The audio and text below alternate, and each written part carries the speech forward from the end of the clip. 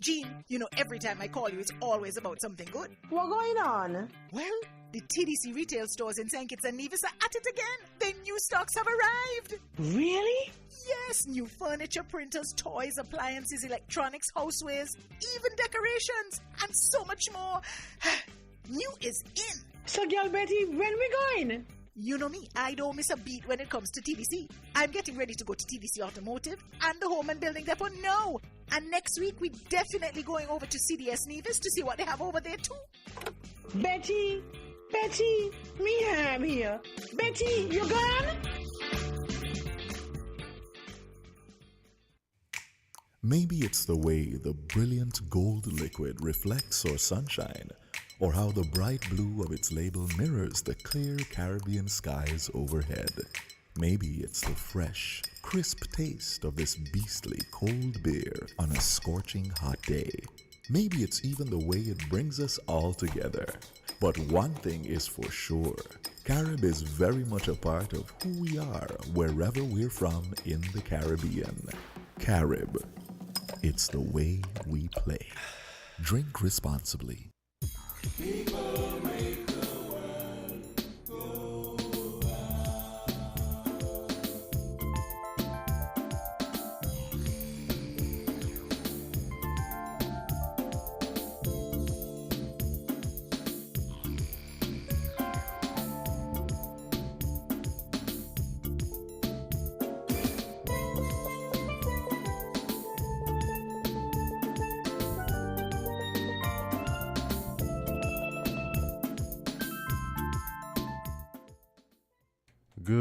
Good morning, radio listeners, and welcome to Inside the News here on WinFM 98.9. I'm your host this morning, Kevon Brown, and I am joined by members of the St. Kitts National Youth Parliament Association and some compatriots from Antigua and Barbuda, their Youth Parliament Association, who are here. They held a sitting yesterday of the association. I think it's the first time that it has happened. So let's have our guests introduce themselves and let's jump right into what we're going to discuss this morning. Okay, good day. I am Malachi Ferguson, the Vice President of the St. Kitts National Youth Parliament Association. Hi, good day. I am Esquire Henry from the National Youth Parliament Association of Antigua and Barbuda.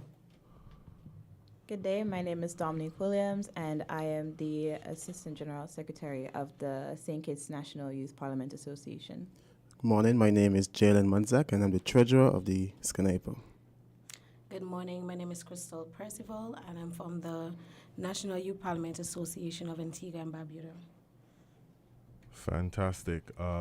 Great to have you guys here with us this morning. Okay, so where do we want to start? Do we want to start about the monumental moment you guys had yesterday where two associations had a joint sitting together, or do we want to jump right into your resolutions? You pick. The first one. Okay. All right. So, like I said, it's the first time this has ever happened. And walk us through what led to this decision of you guys having this joint sitting. Okay, so the association...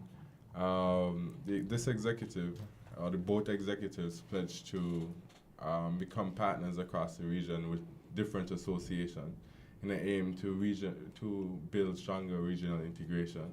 So this was one of those fruits of that. We had a joint agreement between the National Youth Parliament Association of Antigua and Barbuda and SCNIPA. And what sets out in the agreement is that each year, every year, the associations would visit the home country respectively. So this year, the inaugural joint assembly of the both SCNIPA and the NYPAAB was here in St. Kitts. And so this is one way that we're trying to build across the region, with more collaborating with more youth parliaments, associations, to build stronger ties, because we know that we are indeed greater as one. We have similar interests, similar issues, and we can definitely come up with solutions together. Yes, and I must add that the hospitality of St. Kitts has been absolutely amazing. The people here have been quite nice, quite energetic. I can say I definitely enjoyed my time here for sure. And you all have some amazing infrastructure. Yes. The island is quite beautiful. Unfortunately, I didn't get a chance to see a monkeys yet, and I've been telling my counterparts that I'm wishing to see one. So That's hopefully, surprising. when we leave here, I get the chance to see one. But it has been really amazing so far. Okay, that's fantastic. I'm surprised you haven't seen a monkey because I saw one this morning. Oh wow. Oh wow! Actually, this morning they were pranking me and telling me a monkey outside, and I dashed out the room, and there was none. I was so shocked. We'll ensure you see a monkey before you. It's not that hard. You could just literally go across Frigate Bay and they're just peninsula and they're everywhere. Yes. All right. So, anybody else want to share, their experience with this joint sitting, maybe on the Antigua side? Why was this, pushed on your side? Is it echoing the same sentiments as Malachi said?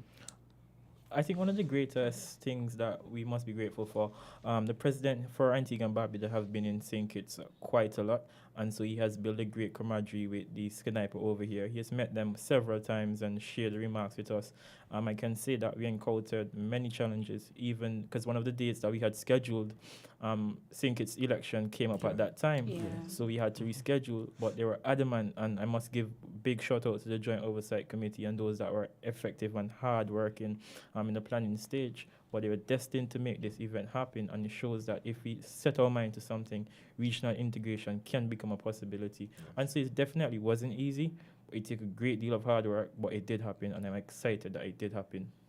All right, I am excited that it happened for you guys as well, and I'm hoping that your plans to expand your connection with other OECS, maybe not just OECS, but CARICOM countries as well, and their versions of youth parliaments. Have you guys reached out to any other islands as yet? Yes, so the executives are in discussions with different associations. They've been the one in Montserrat, the one in Anguilla, and across the region. So it is, it's still the aim, but hopefully by next year, we would have another association joining us. But one of the things that we had actually a meeting with the Deputy Governor of the Central Bank, and she basically liked our ideas. We had a courtesy call with her, and she liked the idea of the joint assemblies and having actually one for the OECS. So that is something to look forward to. That would be something remarkable and great, because this is what we're trying. We would have laid the foundation, and we could say we're pioneers of regional integration in that way. So it's something we're extremely proud of, and there's so much more that can be done and will be done with these two great associations. Fantastic. That sounds like a great initiative to get the OECS to have joint, meetings together, because it's really about youth pushing the narratives and the political agendas of countries, because the youth, you guys, are the ones who are going to be running the country in the future.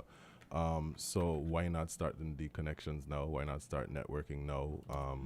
And figure out how best to make up for the mistakes of our predecessors. And we're affected the most. That's one of the major things that to know. We are affected the most.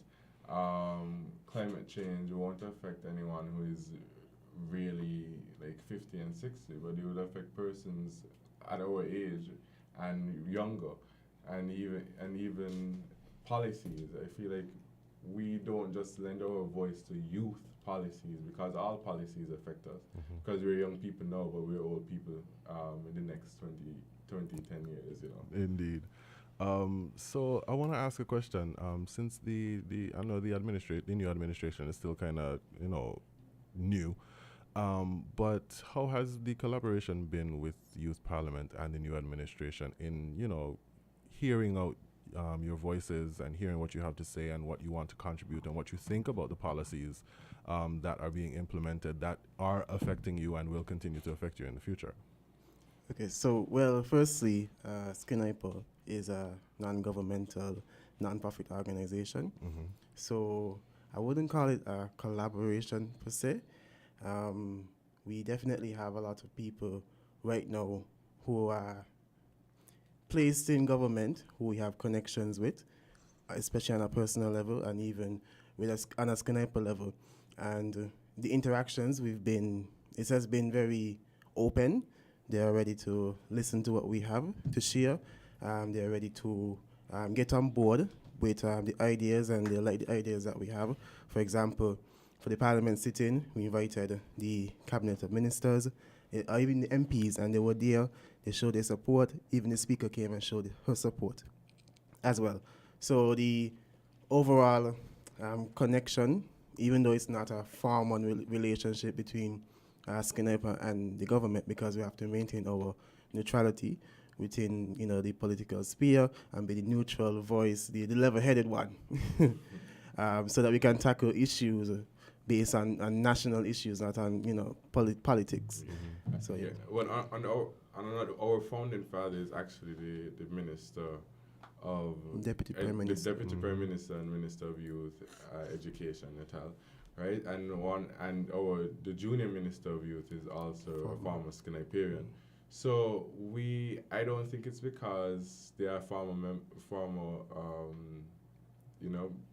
persons, stakeholders in the association, right? But I feel like we have a vibrant youth minister. We have had a courtesy call with her also. She's ready to get the work done.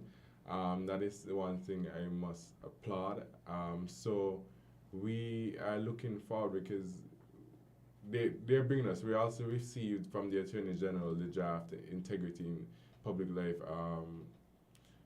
amendment for our review. So those are things that we look forward to because we have the capacity, we have the understanding, we have the knowledge to basically lend our voice to anything affecting this nation. So it was great to see those initiatives being done. So far, so good. Right. Because the reason I asked the question is, while you guys are a non-profit organization, a non-governmental organization, I think that's the most important part of it. You guys do mirror a lot of the issues that young people are facing in your debates. Yes. So it's necessary to have that conversation with the people in charge, those conversations, collaborations, any form of discourse that is had between the actual government and you guys, I think would be fruitful in moving, in the right direction, because you guys, as I said, are the ones who are going to be left with the brunt of what your predecessors leave. How is the youth collaboration in Antigua and Barbuda with the government? How is that? Well, I must say that it has been, especially in our beginning stage, it has been very, very good, because one of the things that when we were starting, maybe because we didn't start too long ago, it was in 2019, we officially start our process of being, the National Youth Parliament Association of Antigua and Barbuda. And one of the things I admired then was that the Minister of Youth at that time always attended our meeting anytime she had the possible chance to. And she was always present at those meetings. Even when they're just in our old little classroom, the minister was present and was supporting us. Unfortunately, the minister has changed to a next ministry now, but we still receive a lot of support from the government. We even receive support from the oppositions and our political parties, because one of the things we try to do is not only depend on the government, but try our best to bring everybody together. So what I can share is, I think we had a event with it's Venezuela? With the Cuban. No, not Cuban. After the Cuban embassy, we had a meet and greet with one of the embassies. I'm so sorry that it's slipping me now, but the Dominican Republic. We had a meet and greet with the Dominican Republic embassy. Sorry about that. And then we were able to bring persons from the opposition. We had persons from the government, and we have persons from the third political party that's now uprising. And all of us were able to be in one space, enjoying our time, talking to each other and networking with each other. And it was so nice to see the opposing party at that time smiling, laughing up together. And it's even more impactful because election is coming up very soon. Yeah. So the fact that they were together and working along, just enjoying the night in general was a really good sign. All right, fantastic. That's good to hear. We will take a quick break, pay some bills, and then we'll be right back because I want to hear from both representatives from the island to speak a little bit about what you think are some of the biggest challenges that are facing young people coming up in this age of economic disparity and political strife and climate change, COVID-19, all of that, what are some of the biggest challenges you think are facing young people, your generation, and what are some suggestions you think can be done to move away from these struggles and, uplift each other? But we'll take a quick break and we'll be right back. Found the Sound 98.9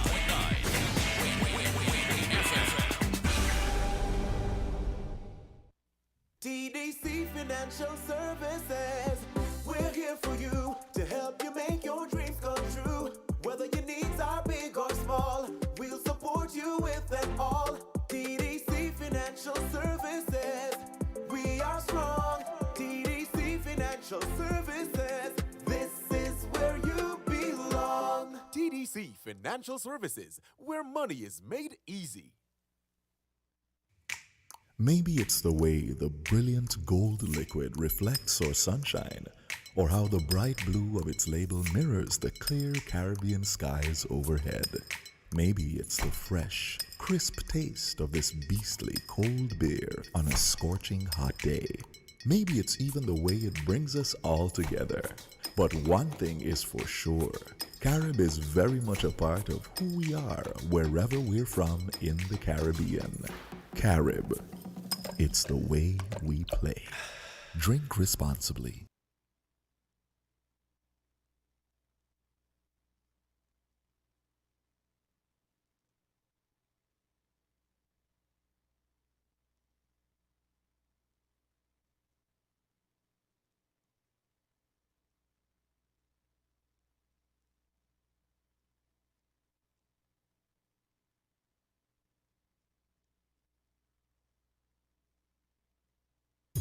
People make the world go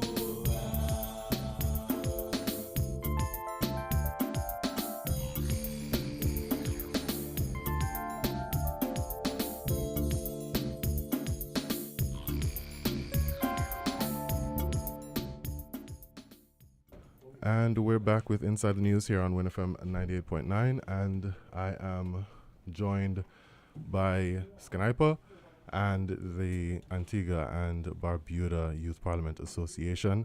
And before the break, I gave you guys a question. Hope you had enough time to think about it. But yeah, so who wants to start? What are some of the biggest challenges? Can we hear from anyone that didn't speak before? Because, we got to give equal opportunity for everyone. Okay, hi, good day to everyone listening. Yeah, so I can talk first about, some of the greatest challenges that are affecting youth. And one of the ones that, I think are the greatest is the impacts of climate change, as Malachi rightfully said. I would have been surprised when the Antiguas first visited us on the first night. We were discussing, water rationing and how, water goes infrequently, how they haven't been having any rain. And to me, it was, astounding just how similar the situations in both islands were. And I guess it really cemented to me then that, this is a national crisis, but also a regional crisis, the impacts of climate change and, the role of youth. Because if it's this bad now and it's only on a trajectory to get so much worse, then, what is the role that adults and youth have, in mitigating the effects and, working to adapt, working to implement, whether it's, desalination or other ways of getting water. How are we supposed to, protect our infrastructure from the constantly increasingly devastating hurricanes that are battering our shores every year or so now, which is not supposed to be the case. Storms that were supposed to be once in a lifetime, we're suddenly seeing them every 5 years or so. And this is real crises that are affecting everyone now, especially in the Caribbean. I feel like when people talk about climate change, it's very much in a future tense. But for us in this region, it's very much a now, and it's been happening since yesterday kind of thing. And, this is the importance of, the whole regional integration and collaboration, because, these are issues that we are facing together as a region. And so it's only natural that the solution to these crises can't be found within one country, but within discussions and collaboration between the entire region. Yeah, and I do agree that we need to come together as one region, because we face the same issues, the similar issues. We need to come together with one solution. And what I find interesting is that we don't really contribute to climate change. No, we in do terms not. of we're so small, Mhm. we don't contribute to emissions, those kind of things. It's actually the bigger countries that contribute to emissions, contribute to air pollution, etc., etc.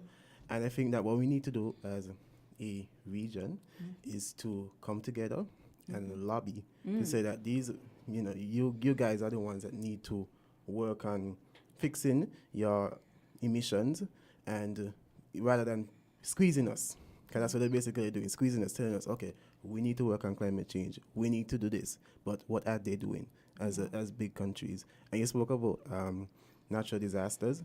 I find it very startling that you hear in things like Category 1 hurricanes, devastating, destroying countries, where usually it's a Category 5 hurricane doing this, and now it's a Category 1 hurricane, and they're becoming more frequent, they are becoming more intense, just Category 1s. So imagine a Category 5 hurricane. So these are things that we need to pay attention to. And I'm a little environmentalist, so I would have been following the COP27 discussions that were happening in Egypt. And one of the most, significant things that did come out of it was the creation of a Fund. Yeah, a fund. The Climate name is finance? escaping me. Loss and damage. Yes, Yeah, loss okay. and damage fund, and that would have been super pivotal because it was something that local grassroots organizations, like environmental organizations in the Caribbean, would have traveled to Egypt to lobby for. And so, seeing that these larger countries are finally acknowledging that their large actions have contributors, consequences yeah. on other developing countries is important, but it's only a first step. And same with the Paris Agreement and the one that was before that, I think it was Glasgow or something like that. They're falling behind on what they're doing, and yet we're the ones who will suffer because they're the ones who are not, keeping their promises. As you mentioned, the loss and damage funding, from what I understand, it's the first time it made the agenda, and I think on the last day they had to extend it. I think they extended it to this Saturday or Sunday, and on the last day they did come to an agreement for the loss and damage funding. But a lot of other reporters, a lot of environmental reporters, are worried that the fund will end up just like the Paris Agreement situation and Glasgow situation, where it's just going to be an empty bank account. Because if we think about the promise that the nations, the richer nations, made to contribute $100 billion annually to a fund. Yeah, that was one of the original agreements, $100 billion from 2009, I think. So if you count $100 billion from 2009 to this year, that's about $13 trillion that should have been in a fund already to help mitigate disasters, to help build infrastructure that is resistant against climate disasters in the most vulnerable countries. So the worry right now is that this loss and damage fund will just be an empty fund sitting down. What do you think can be done to make sure that that is not the cause, that is not the reality?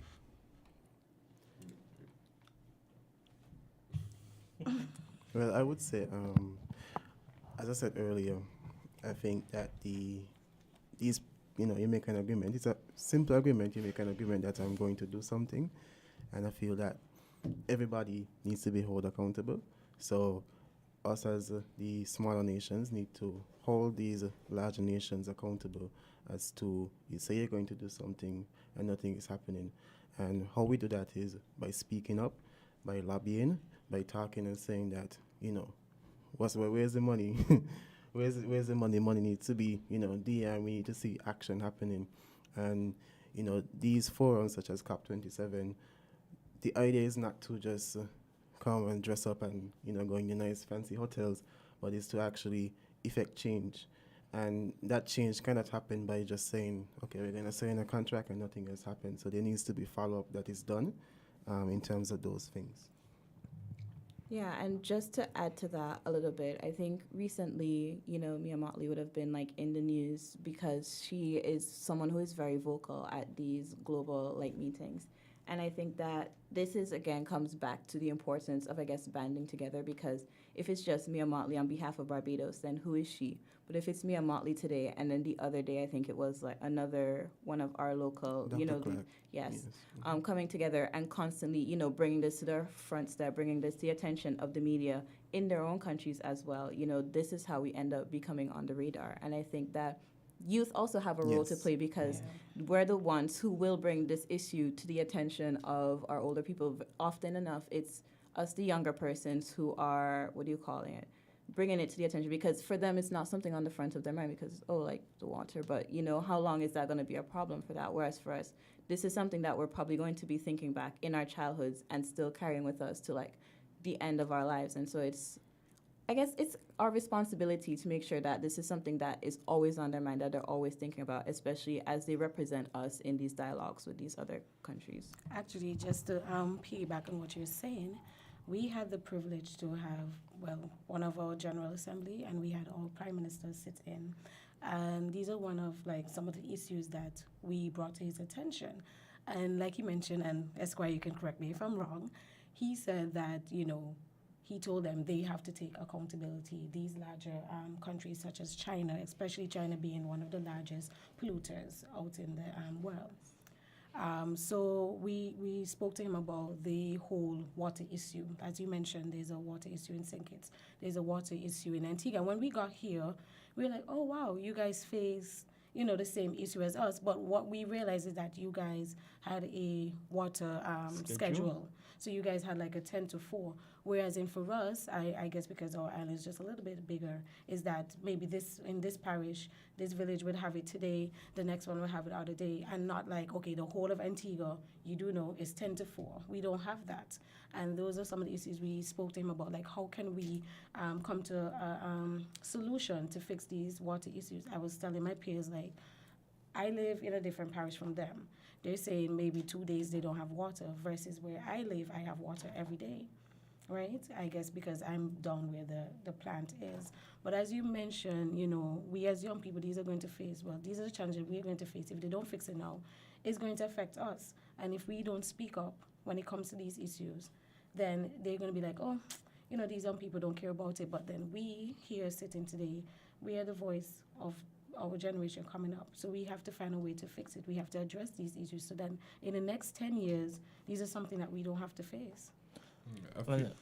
I think one of the things that we must ensure as well, I fully agree with the previous speakers, and apart from accountability, we must ensure that there's some level of transparency, because, you know, sometimes that we don't know how much money is actually being donated. If we don't do constant follow-up, we wouldn't know. And then sometimes it's kind of hard to get information if you're not persistent, so if you don't know the right persons. So you have to ensure that there's a level of transparency. And I think that from our end as well, as small island states, as you said, coming together and coming up with a strategic plan. Because yes, we can pressure the government, we can pressure the bigger states, but I think one of the things that we have to do as well is educate some of the bigger states' citizens, because we need to ensure that their citizens pressure them as well on our behalf. Because when their citizens start to pressure them on our behalf, then they would start to see, okay, we need to do something. And ways that we can do that, for example, if we're having tourism is a big thing here in Antigua and Barbuda, it's actually and St. Kitts. And if we're doing giving a group of tourists, showing them all the beauty, we can throw in a little tip. Hey, this is happening here. Maybe you need to encourage your government to do this to better us. And you know that those kind of conversations, you don't just go out and say blah blah blah. You need to do this. No, you make it subtle. See, we're really facing this. We sometimes you may be in your hotel getting water, but you know some persons cannot get water. What do you think that your government can do? And engage them in conversations, and then that way, you know, they would start to see the problems that we're facing, and they would start to feel the meaningful ways of how they can actually assist in the contribution. But to go further, not even just educating their people, but our own people, because I feel like even though we might know what climate change is, it's still a topic that we've just started talking about just recently, right? So we do need to educate our own people on the effects and the impacts that climate change can cause to us in the next year, next month. I agree. So we need to do that on our local sphere before we even say we're going to educate the tourists. So I feel like that's a large thing. Let us, as I always say, be the agents. So let's be the agents to our people to say, listen, this is what climate change is, sensitize the public of what can happen. Because I think a large amount of persons feel like, oh, we don't contribute to emissions, so it really doesn't, it's not our problem. These forums is not our problems, you know, this is just for the bigger countries. But they don't understand. We are the one that feel it the worst. Yeah. All right. I want to play a little bit of devil's advocate here, just because it's fun to do.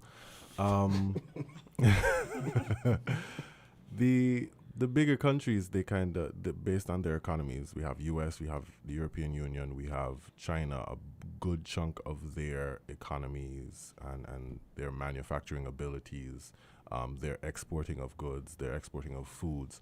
A lot of that drives contribution to climate change because, you know, we have a bunch of ships, we got all the planes, shipping all over the world, supplying all the goods and all the foods and all the stuff to these people, to smaller countries, to countries that need aid in Africa, that need aid in Asia, that need aid in the Caribbean, that need aid in Latin America. And all of these goods are transported by huge planes, huge boats, which all run on crude oil, which all contribute to the negative impacts on the climate, whether it by sea or by air, on both. So what happens if those territories decide that, okay, so since this is a big issue, then I guess we won't be providing all of the things that need to be provided because we don't have any other way of providing them. So since these issues are so big, since this climate change issue is so big and our planes are killing the ozone and our ships are killing the oceans, let's just stop. What happens then? Well, I think, like you said, you know, these larger countries are driving the global economy, and they have more to benefit from us consuming their stuff. So I don't think they're ever going to stop. But I think you do bring up a great, you know, point that, you know, these are the large economies. These are the underbellies, especially China, of, you know, the world's factory. So if we're asking them to do better for us, to lower the emissions, then what really are we asking for them? And I think that this comes back to education. People might not know that energy is actually the largest, you know, chunk of like global emissions. So if you look at the pie chart, it's like a significant part, and then it's like agriculture next, and then manufacturing. And so in the realm of energy, there is right now, you know, renewable energy technology is one of the largest growing, industries, and because people are realizing that this is something we have a need for. I think what we're really asking from these larger countries is that solar panels right now is actually cheaper than anything else because of all of the investments and technologies into technologies that people have been making.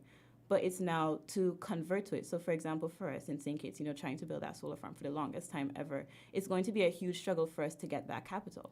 For them, they have that capital, they just don't have the political, I guess, or like motivation from the people to make the sacrifice upfront to put that into place because probably they don't know about it or it doesn't affect them as much, so they don't care about it. And I think what we as a people who are experiencing the effects of climate change is doing is asking them, well, you have the power to do something that we can't. You have the power to make that green switch over, you know, with your energy production, whereas we don't. So you can help us. Well, we would like you to help us. We would also like you to do it yourself since you have that capability. And I think, you know, if you follow the news right now, there is like that tightening on oil due to the conflict in Europe. And so now the EU is facing, you know, large energy shortages. And I think that this is probably also going to be a motivating factor into that conversion. Although, you know, it's different for those states because they have like those long winter periods that does like, so solar isn't as feasible for them as it is for us. But then also in Texas, for example, Texas is also experiencing some problems like with its energy grid, you know, just with the consumption, the large demand is putting strain on their grid. And so this is a perfect time for them to, you know, make that switch over to green investing. In Massachusetts right now, there is a lot of impetus for them to put in an Affordable Housing Act that will make each home, you know, self-sustaining by having the heating come from renewable energy, by having the homes be solar powered and be able to feed back into the grid. And so there's a lot of, you know, movement in the energy industry. I don't think it's ever going to be a case where it's like, oh, we're just going to stop doing it since it's like emitting so much. I think it's more of the technologies are now coming in some areas more than others. It's there, and I think it's now to put the pressure onto these larger countries for them to now, same as a sacrifice, that upfront profit to secure a long-lasting and safer future for the generations to come. Well, you brought up a point that about the technologies coming up and are being more, there's more investment going into the technologies. Now, one of the problems and one of the counter arguments is that these technologies are actually adding to the waste or the negative impacts of the environment. Because let's say we set up a solar farm in St. Kitts and Nevis that's huge. It's huge. That's another issue. The amount of land that is needed to set up solar farms, that's another issue that's been brought up. But we set up a huge solar farm. It's enough to power, let's say, St. Peter's, for argument's sake. And heaven forbid a large hurricane comes and just wipes them out. Apart from the negative impact on the electrical grid, because we know we ain't got a source of power, we have all that waste that is just spewed everywhere and has probably damaged other infrastructure, probably made it into the water. So that's another argument that is being made right now against this quick switch to green investments. Another argument was the solar farms, not the solar farms, sorry, the wind farms that are in the oceans and the fact that they're killing birds. The infrastructure is affecting the ecosystem in the water. So while green energy might have its effects on reducing the amount of carbon emissions through crude oil and natural gas and all of that, there is the argument to make that they can be contributing to damaging the environment. But, okay. Go ahead. That is where I'll try to take it without sounding controversial. Okay, so look at it this way, right? You're saying that renewable energy has these problems. For example, wind farms, there's noise pollution. But look at it this way. We're going to use crude oil. Let's say we're using the wind farm and it's killing birds. Using crude oil to generate electricity, etc. We go and say, we're not going to use wind farms. We're going to generate using generators because we're killing birds. We continue with the power generation of using crude oil, and 10 years along the line, air pollution starts, or air pollution continues. These same birds, they get suffocated, they die. The noise pollution from the power factories, the air pollution, etc. Oil spill. Killing fishes. Safety, all kind of things. So what I'm trying to say is that I don't want to call it a minor inconvenience. But for a lot of people, it wouldn't be a minor inconvenience because while killing birds is kind of a big deal. Why? Because birds are contributing to the ecosystem. Right, if you mash up a certain particular part of the ecosystem, it can have long-lasting effects. The same thing with fish as well. What I would say is strategic planning. So one thing we need to do heavily when it comes to climate change is heavy research, because maybe what we can do instead of placing it in an area where birds will get affected is find a space. Birds majorly fly everywhere. But if we find a space of that we won't affect birds as much, we could place items there. And even if we use technologies that would prevent birds from coming in that specific areas, that's another step that we could take. And even further, sometimes we have to make smart trade-offs because if we continue doing things the way we are going to do, we're going to end up worse. So we have to start to do heavy research and strategic planning to ensure that, because we don't, as you said, we don't want to rush into this, but at the same time, we need to do some experiment and we need to do correct planning. And as I always say, transparency is extremely important when we go forward with these planning, and that's something that all our leaders in today's world need to practice, being transparent and accountable with their actions. And I want to go a bit back to the conversation before we started. One of the things that really when it comes to climate change, it's not only green energy, but we could also do our best to minimize wastage, because even in the USA they waste a lot of food. They waste a lot of food. Sometimes they take big proportions of meals that they know that they would not finish, and that's quite unnecessary. Some of the actions that even here in our small island states we practice, we know that it's not necessary for us to do. Sometimes we like to leave on the bedroom lights. Simple stuff like that. Once we do our best to minimize wastage, that's a step towards making our climate a bit better. Yeah, I wanted to agree with Esquire's point about strategic planning. I think that is very important. And also, what we need to do as a country, and I find that we don't do it, is consultation with people, just general people, going around and asking, how would this affect you? I know that in Nevis, for example, they had a wind farm. I'm not sure if it's operational still, and I know it's out of the way.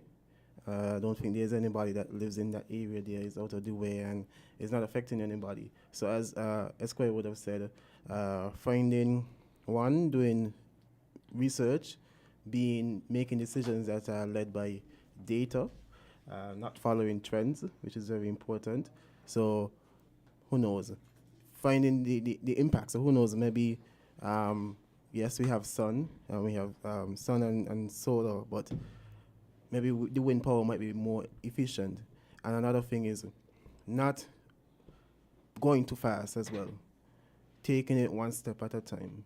So whether that is, for example, just producing for a small portion of St. Kitts, St. Peter's, while still complementing the traditional electricity services.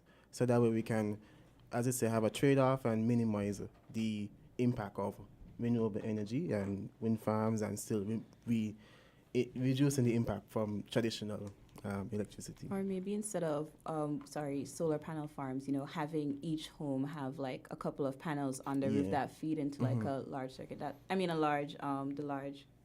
The grid. The grid is something else that could be considered. But yeah, to just quickly build off of Jalen's point, I think, after these consultations are done, after these studies are done, you find out what works best, luckily because of all these climate investments. And I think that rather than this being an argument why, we should stop and not move into this direction, this is an argument that, yes, we should proceed and go forward, because only then will we learn more. For example, in Europe, I was just talking about how solar isn't really that good of a viable of an option for them because of the long winters. So that could have been a good, reason to say, okay, let's stop looking into solar. But instead, what is happening, I just saw the article the other day, is that now there are solar panel cars. Like, it was in the talks for a long time, but now it's finally happening. And now that is actually set up to be huge in, Europe, because when do people drive? In the day. So they're able to collect the solar power as they're driving, and it's not going to be able to power like super long treks, but for the commuter who's like going to work, going between buildings, running errands, this is actually going to be a good way for them to reduce the need of burning fossil fuels in transportation. All right, fantastic. We're going to take a quick break and we'll be right back. Are you guys open to taking calls for the last 15 minutes of the first hour? Sure. So we will take a break and then we will entertain some calls. WINN is 98.9. 98.9 is WIN FM. Buying your medication is easy with City Drug Store's curbside pickup. WhatsApp our certified pharmacist at 662-8769 with your requests. For prescriptions, take a clear photograph and send for review. We will engage you in dialogue and then provide a quotation and link for payment. You can then pay via TDC's online payment portal. And once the transaction is complete, you'll be notified that your pickup is ready.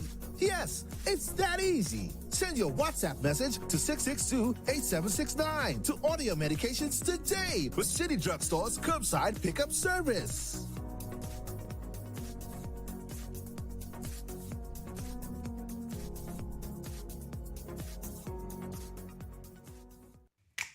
Maybe it's the way the brilliant gold liquid reflects or sunshine, or how the bright blue of its label mirrors the clear Caribbean skies overhead. Maybe it's the fresh, crisp taste of this beastly cold beer on a scorching hot day. Maybe it's even the way it brings us all together. But one thing is for sure, Carib is very much a part of who we are wherever we're from in the Caribbean. Carib, It's the way we play. Drink responsibly. People make the world go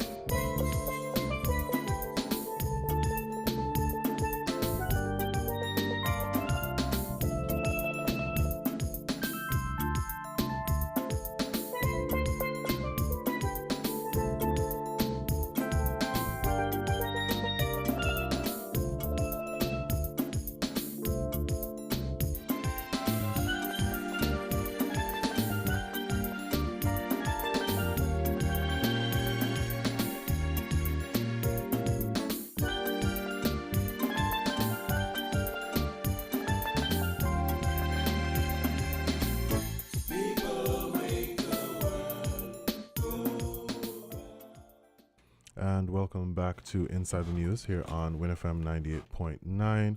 I am your host today, Kevon Brown, and I am joined by Skanaipa and the Youth Parliament Association of Antigua and Barbuda. And before the break, we were having, a good discussion on how the young people see one of the biggest issues in news cycles and in government speeches and on the minds of environmentalists about climate change, the impacts of climate change, transitioning to renewable energy, and whatnot. I know that we had some calls coming in while they were speaking, so if anyone wishes to call in and ask the Parliament Association members any questions, feel free to do so. We're just about 10 minutes to the hour of 12, where we'll break for the headline news, and then we'll be back with the Youth Parliament members to speak about the two resolutions that they passed in their sitting yesterday, as well as the one bill I think was on the agenda. We have our first caller. Good morning, caller. You're live on Inside the News. Good morning to the panel. Morning. Good morning. I guess I'm not going to take away from anything that you folks been saying. And I'm just wondering, why is it that we stay so long to be using fossil fuel and diesel to maintain our electricity system? When in St. Kitts, if we go on the front line, which is the Atlantic side, we have steady wind power, and you don't have to offset our landscape. We could put these wind turbines below the ridges of the Atlantic side. That will give you steady wind. And not only that, we have the sunshine that we can harness. Those are things that we should be using and considering highly. We don't have to have a plant in a central place when it comes to attaching to electricity. You can feed back, you can go reverse, you can go any direction, you can tap into it. It's just to get the sources established and connect to the system and ease the burden of the fossil fuel and the diesel. So those we can keep when we have probably low sunlight, maybe low wind, but at the same time, we are in a very, very good position because we are so high above sea level. And compared to places like maybe Antigua, which is flat like a pancake, nothing against you where you live in, lady, but the fact is that it's the position of which we are in, and we should be taking advantage of these positions of which we are in. And we spend more concentration on geothermal, when we could be harnessing the wind and the sunshine. I wonder if it's willful or just deliberate. If you take a drive, go to Black Rock and you find out for yourself. Go up to Timothy Hill and you know. And you don't have to hide anything. It wouldn't destroy your landscaping anyway. And so we should be able to take advantage of these positions. I thank you very much for having the discussion. It's very, very, very helpful, but we have to do more than talk. We have to act. Have a good day. All right, thank you, caller.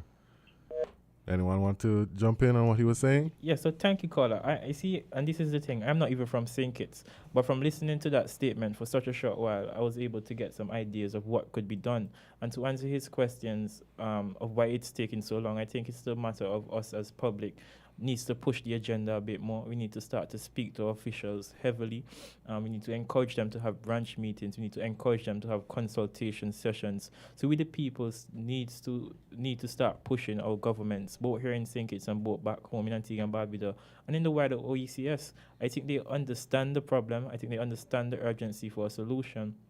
So in that case, we the people as well need to start encouraging it to be done more swiftly. And as we said earlier, not just swiftly, but efficiently. We also need the funding. That's true. The funding and the necessary resources to do that. Yeah, All right. I was just, oh, sorry. Go ahead. No, you can- Okay, I was just going to add briefly. I think it's the combination of the two. I think because of the funding, it's so easy to say that, you know, for this huge amount of risk, like, you know, this is still relatively new, New as to us, one of yeah. us said, rightly said. And so to put up all of this money, it's definitely a sacrifice, especially to these small economies when you're not even really sure, you know, what is happening. But, you know, once again, regional integration, because I would have worked with CCRE, it's the Caribbean Center for Renewable Energy and Energy Efficiency, in an internship last year. And part of the work that they do is almost demystifying, you know, that sector to see how it's applicable to these small nations. It's not even like, oh, well, it's in St. Lucia, so it's like only looking at St. Lucia. It's looking at, you know, the whole OECS, the whole Caribbean, to see, well, maybe solar works really well here, but maybe here what we really need is some geothermal. So I think that's also super important. We have another caller. Good morning, caller. Ooh, sorry, we lost that call. Let's try again. Well, the phone lines were blinking just now. Here we go. Go ahead, caller. Good morning. You're live on Inside the News. Yes, greetings to everybody in Jesus' name, the only Savior of all sinners from hell and from their sins, and the second person of the eternal Trinity. Now, first of all, I disagree. From what I've read and the stats I've seen, I disagree that we are seeing more hurricanes and storms than in the past. For example, I'm here reading an article and it says 21 Atlantic storms, 21 Atlantic tropical storms formed in 1933 alone, a record only most recently exceeded in 2005, which saw 28 storms. And I doubt if we had 21 storms this year in the Atlantic. So I and the other stats I've seen as well. So I like many other scientists do not accept the argument that we are seeing excessive amount of storms as before. It's basically more or less the same thing in strength and in frequency. And I've seen storms where even in early, like in the 1800s and that sort of stuff, where they were even stronger than what we are seeing today. What? Now, concerning green energy, no, it's very interesting because these climate conferences is an exercise in great hypocrisy. They do not believe what they're saying. For example, the one just concluded in Egypt, around 400 private jets flew in to that conference. And the ton-load of jets flying into these other so-called climate conferences, they don't believe what they're saying. If they believe what they're saying, why don't they go to this conference in simple yachts? You know? So they don't believe, and not only that, but a lot of them who are talking this climate thing, some of them, a number of them, including Obama, they are buying houses on the coastal area. All right, thank you, caller. We'll give the panelists. There's a lot of other stuff. Maybe I'd like to call in this afternoon when you continue. We'll give the panelists a chance to respond. Well, okay. I can't argue the statistics because I would have to do some further research. So I can't argue your statistics in the first part of your statement. But what I can say is that the strength of the hurricanes are definitely becoming a bit worse. We must remember as well that back in the days, our infrastructure wasn't as strong as they are now. So if a hurricane we're experiencing now, imagine a hurricane that we have now and we put it back then. It's the same for money. When we account for money, we have to account for inflation. So when you account for hurricanes and storms, you have to account for the strength of our infrastructure. So you have to keep those kinds of thoughts into mind when we're comparing statistics. And I also want to say it's not only hurricane and storms that climate change affect, but look at droughts. Because I can tell you, unlike Crystal, me to get water, and so weeks would pass and I cannot bathe with a pipe. I have to use bucket and fling up water, unfortunately. So I do say that droughts are becoming more our drought, because even our main water source is just bush now. It used to be a pond and now it's bush. Yeah. So I can say that we are experiencing drought over in Antigua and Barbuda. Because Antigua is actually a drought island, so we are grateful when we actually get a lot of rain and stuff like that. I know recently we've been getting a lot of, I won't say there's storms, but a lot of bad weather and flash floods and stuff like that. Recently, I think it was last year or so, where we had a storm in Antigua, they had one in Jamaica, they had one in Barbados. And to be honest, it was the first that I've seen that, we had flooding, like heavy flooding, where vehicles were moving, persons couldn't pass this way, and some parts of infrastructures were damaged, right? But yet again, as Esquire said, we are a drought island, and they can't even fill up our dam. As yet, if we have the heavy rain, it goes halfway. That's how bad it is when it comes to drought in Antigua. All right. Thank you so much for entertaining the callers. We are just about at the 12 o'clock hour. We'll break for midday news, and then we'll be back at 12:30 to continue the conversation. We're going to come back and speak about the two resolutions and the bill that was discussed and debated and passed in your sitting yesterday. So stay tuned for more on Inside the News, and coming up next is the headline news here on WinFM 98.9. You found the sound. 98.9. Win FM.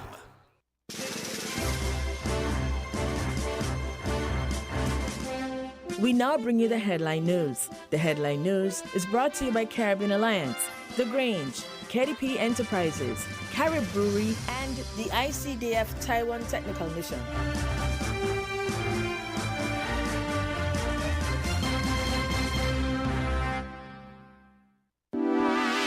Shipping your cargo shouldn't be a hassle. It can be as easy as a single call to Amerijet International, your worldwide cargo transportation solution. We provide all the services you need to ship your goods anywhere in the world, whether your shipment is fresh, frozen, large or small, alive or hazardous. You can count on Amerijet to deliver it safe and sound. Amerijet International, by land, sea or air, we get it there. For more information, visit us online at www.amerijet.com or call us at KDP Enterprises at 466-9595. You have the keys to your new car this Christmas? Now it's time to get it insured. Visit DeLean Baldwin, agents for Caribbean Alliance Insurance, to save up to 65% off your motor insurance premium. All new clients are eligible for major discounts. Plus, there's lots of sweet prizes to be won. Switch and save and get in on the action. Visit us today in St. Kitts or Nevis, or give us a call at 465-2631 or 469-5303. Promotion ends December 31st, and all quotes are valid until January 31st. Drive secure this Christmas with Caribbean Alliance Insurance. Terms and conditions apply.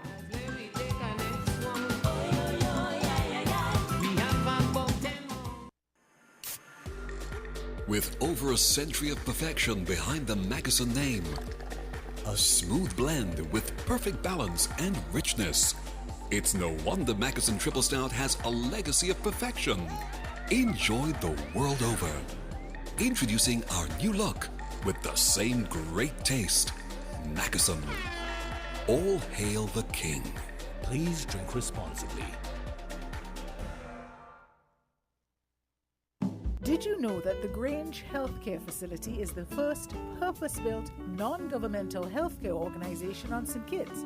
It's situated at Otley's, 7 miles east of Basseterre in beautifully landscaped surroundings. The Grange has a team of highly trained professionals and provides care that's rated as being comparable with UK and North American standards. The Grange offers varied accommodations to suit your individual needs, and our all-inclusive packages make the cost of care per hour the most competitive active on the island. Services include convalescent care for all ages, daycare facilities for older adults, rehabilitation services, and training and continuing education for healthcare providers. For more information, call 466-5525 or 465-8020. Fax 466-8221 or email thegrangehealth@gmail.com or visit our website at www.grangehealthcarefacility.com.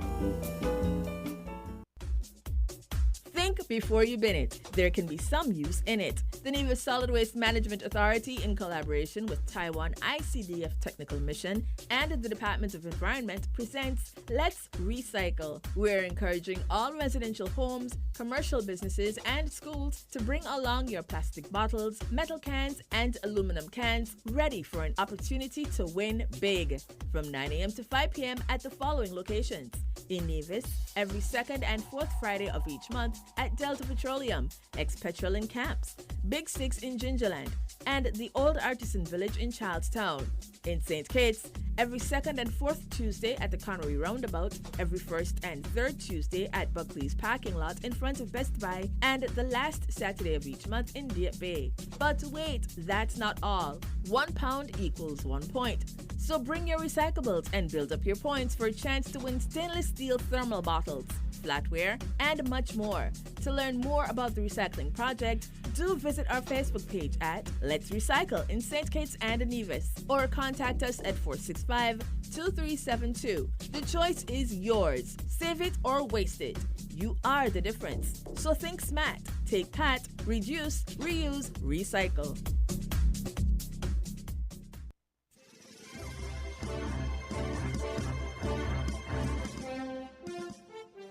With the WIN headline news, I am Kevon Brown. Making the headlines: Deep Bay homicide victim identified as Alvin Romney. St. Kitts Nevis citizen raises concern over the halt of national land and housing procedures. Jamaica's opposition says it will not support expected extension of state of emergency.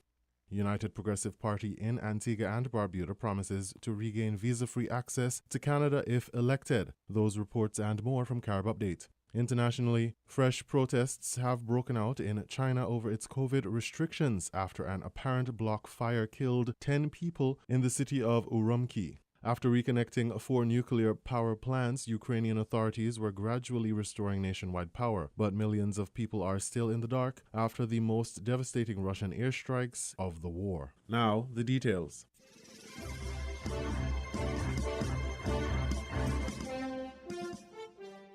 On November 25th, WIN was made aware by circulating graphic images of a homicide on St. Kitts. The police informed the media that the homicide occurred in Deep Bay on the night of November 25th and received the report sometime before 9 p.m. The victim has been identified as 35-year-old Alvin Romney of Parsons Ground. Reports suggest that Romney was shot in the head.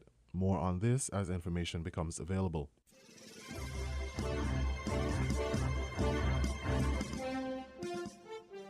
The number of concerns on the minds of people of St. Kitts and Nevis continues to mount as 2022 comes to a close, with the global economic outlook not as optimistic as previously described. Projections of growth for many countries, St. Kitts and Nevis included, had to be cut. Some countries, the UK and the US, will be facing an economic recession in 2023. The current administration is operating with the economic budget set forth by the previous administration and thus has asked people of the Federation to look out for the 2023 budget, with goals to bolster tourism, construction and agriculture, diversify from the dependence on the Citizenship by Investment program, and the wish to move into the energy industry through geothermal power. The budget is a hot topic on the minds of the people to see where the government plans to invest and just how much the expenditure will be in 2023 following a EC $952.2 million budget passed for 2022. On the ground, people are waiting for the restart of social assistance programs like the Poverty Alleviation Program. Some are also awaiting chances to acquire land and housing. A caller to WIN's Voices program on November 23rd asked a question about land pricing through the Ministry of Sustainable Development. The caller asked, I'm calling to find out when is it that Sustainable will be pricing people's land, because we have young people out there waiting a while to get their land price. Prime Minister, the Honourable Dr. Terence Drew, asked the people of the Federation to have some patience as the ministry is currently digitizing and updating its processes while weeding out any possibilities for abusing the system. When it comes to sustainable and the land, what we found when we went in there is that the land was abused. There was a lot of corruptions around the land issue. You had one piece of land given to 5 people, up to 5 people. You have one person having 5 pieces of land. You had a lot of misinformation. So what has happened is that Sustainable has taken on a very critical process, and I spoke to the PS just over the weekend, that they are computerizing all of this information, digitizing this information. So when you go to Sustainable, they will be able to put in your name and your whole information come up instead of having to go look for all these paper. So I'm asking the public for a little bit of patience with Sustainable. They are digitizing, computerizing, and they're eliminating the abuse of the land resource here in St. Kitts and Nevis. One person with 5 pieces, 5 persons' name and one lot of land, that has created tremendous difficulty in dealing with the issues of land. Of course, we know before the elections, land was used as a political gimmick. And so nobody really looked to properly structure it and organize it and so forth, because that was not the objective. The objective was to use it to win votes. And in doing that, the whole system was really destroyed. And so Sustainable now, in a very prudent way, is making sure that they computerize the system or digitize the system so that you can have accountability, transparency, openness, and you can effectively deal with the land matter. Another caller raised concern over who would be building the houses, implying foreign players would have a hand in the build-out of national housing. You have developers who are independent developers who can be engaged. That's one. Secondly, NHC is already a corporation that can be engaged to do this with a list of contractors and a mechanism of how this can be done. So yes, this can be done through the NHC. And our people will be the contractors, the builders, the masons, the carpenters, the plumbers, the electricians to see these projects through. And that is a very critical point to make. And so that is why I welcome the caller's question, which allowed me the opportunity to say that very clearly. NHC can be engaged and will be engaged, and also private developers will also be engaged, and our people will be the ones to carry out this fundamental work. Said Prime Minister Drew.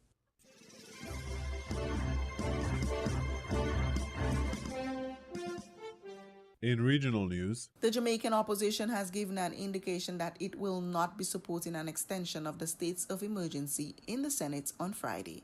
Leader of opposition business in the Senate, Peter Bunting, said the party has already taken a position on the measure following its meeting on Monday. Senator Bunting is of the view that there is no justification for the states of emergency. He believes the measure is driven by a political agenda. Antigua and Barbuda's main opposition, the United Progressive Party, has said it will seek to regain visa-free travel to Canada for Antiguans once elected into office. Canada closed the doors on Antigua's decades-old free access in June 2017, and its decision is believed to have been linked to issues arising from the Citizenship by Investments program. However, political leader of the UPP, Harold Lovell, says the UPP will be working with the relevant authorities in Canada to have visa-free access to that country restored. He says it is disgraceful that Antiguans and Barbudans now have to suffer, spend money, and be denied entry to Canada on account of the Gaston Browne administration's abuse of the CIP program. Antigua and Barbuda could also be at risk for losing visa-free access to Europe's Schengen region because of its CIP program. Meanwhile, Lovell says the manner in which the CIP is now being run is not how the UPP intended it to be operated. Under a UPP administration, the political leader says some revamping of the CIP will take place, including an audit. Fire struck at the Lloyd Brathwaite Student Administration Building, UWI St. Augustine campus in Trinidad and Tobago on Thursday night. Deputy Principal Professor Indar Ramnarayan said officials noticed smoke coming from the building just after 7 p.m. He said workers at the building alerted security guards, who then alerted the fire services and police. Fire officers from the Tunapuna and San Juan fire stations, as well as fire headquarters, Ricestone Road, Port of Spain, responded. The building was evacuated, and around 8 p.m., he said, the fire was brought under control and put out. The vice principal said he did not know what caused the fire, but confirmed that investigations were underway. Barbados' Prime Minister Mia Mottley has insisted that another bank holiday will put more strain on an already burdened business sector. While responding to discussion on the government's initial plan to celebrate Barbados' independence and transition to a republic on November 30, on the Barbados National Day, the Prime Minister stated that citizens must consider the national interest of the country. The island has 13 public holidays. Let me say this. Every time we talk about a bank holiday, there are consequences to it. And the reality is that our businesses in a lot of the areas in this country are already on the margins, some of them, in terms of trying to survive. The one day that actually attracts triple pay is which day? Christmas. Sorry? Christmas Day. Independence Day. Independence Day. You understand? So that we need to be able to settle ourselves and reach a point where all of us as Barbadians can reflect on what is in the national interest of all in a way that does not have the partisan undertones that regrettably we may otherwise see others wanting to promote. Speaking during a town hall meeting on Wednesday, Mottley stressed that Independence Day will never change. However, an independence committee will be established to review how the historic transition should be commemorated. The issue of whether we are celebrating the Republic or independence or whatever, the people and government of Barbados are celebrating everything. As to what we call it, became engulfed in a maelstrom of confusion, largely because a strap line from a newspaper said Independence Day. What was the strap line? Independence Day no more. Now, there could be nothing that is further from the truth, because without democracy and universal adult suffrage, we would not have had independence. And without independence, we would not have had a republic. So that there is a continuum in the development. In a related story, the main opposition party in Barbados, the Democratic Labour Party, has said that whether the Prime Minister adds another bank holiday to the calendar of public holidays or not in order to commemorate both Independence Day and Republic Day is neither here nor there, but said both days need their due dates. In a press conference on Wednesday, DLP Chairman Stephen Blackett said both Independence Day and Republic Day does not have to be celebrated with a bank holiday. There are two distinct days. Independence Day is the 30th of November, and it was so from the 30th of November 1966, and it should remain that way. Republic Day is a separate and distinct day, but if you start wrong, you're going to end wrong. And therefore, we believe as a party that Republic Day should be a separate and distinct day completely from Independence Day. If the mistake was made a year ago that it coincided with Independence Day, then we should go the very next day, which is the 1st of December, or the day before, the 29th of November. But certainly, it should not be celebrated on the same day as Independence.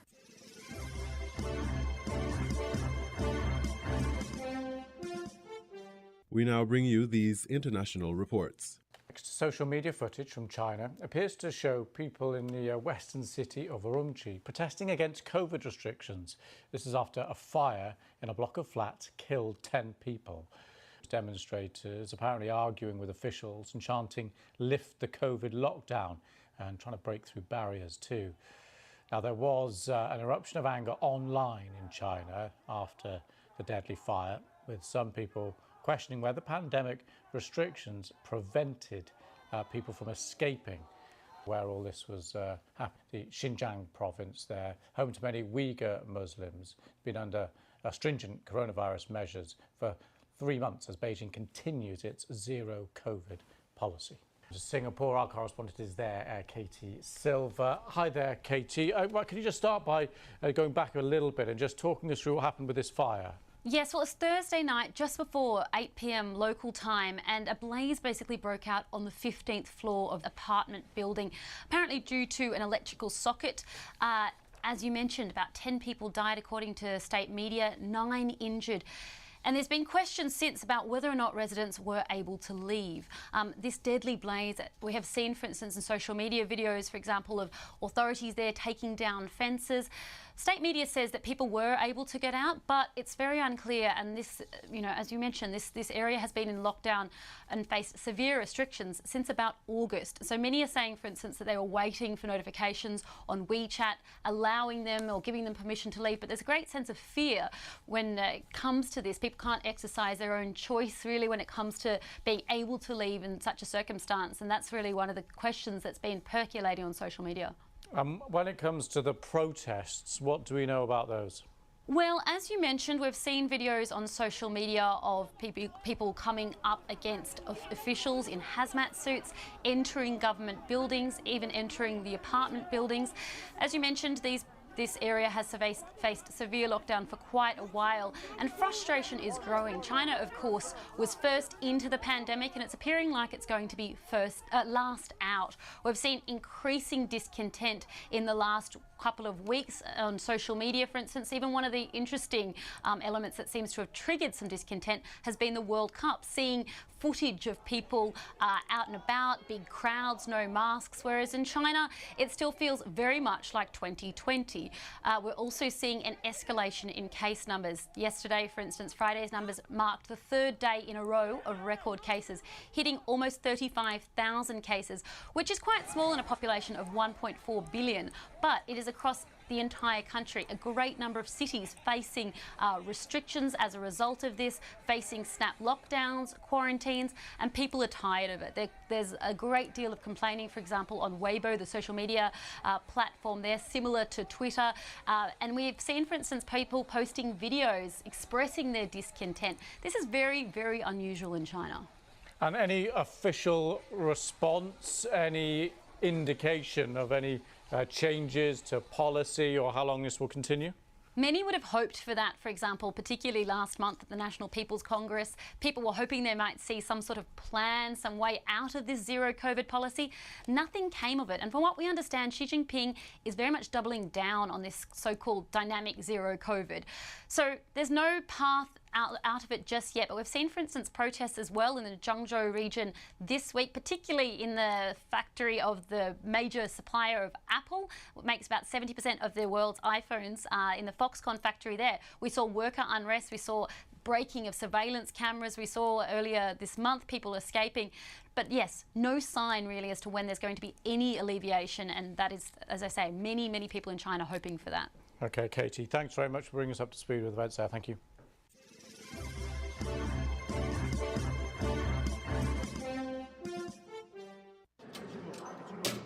Workers tended wood-burning stoves inside Kyiv's central railway station, where passengers tried to stay warm on Friday. Ukrainian authorities said they were gradually restoring power to millions of people following Russia's most devastating airstrikes of the war, which shut down all of Ukraine's nuclear power plants and caused a nationwide power outage. But even after reconnecting the country's 4 nuclear power plants, the national power grid said 30% of electricity was still out as of Friday night and asked people to cut back on their energy use. In Vyshhorod, President Volodymyr Zelensky visited one of the many emergency centers that have been set up to provide heat, water, electricity, and mobile communications, telling children there that victory is soon. Later, in an evening address, Zelensky criticized Kyiv Mayor Vitaly Klitschko for doing what he said was a poor job setting up similar shelters as temperatures fell below zero.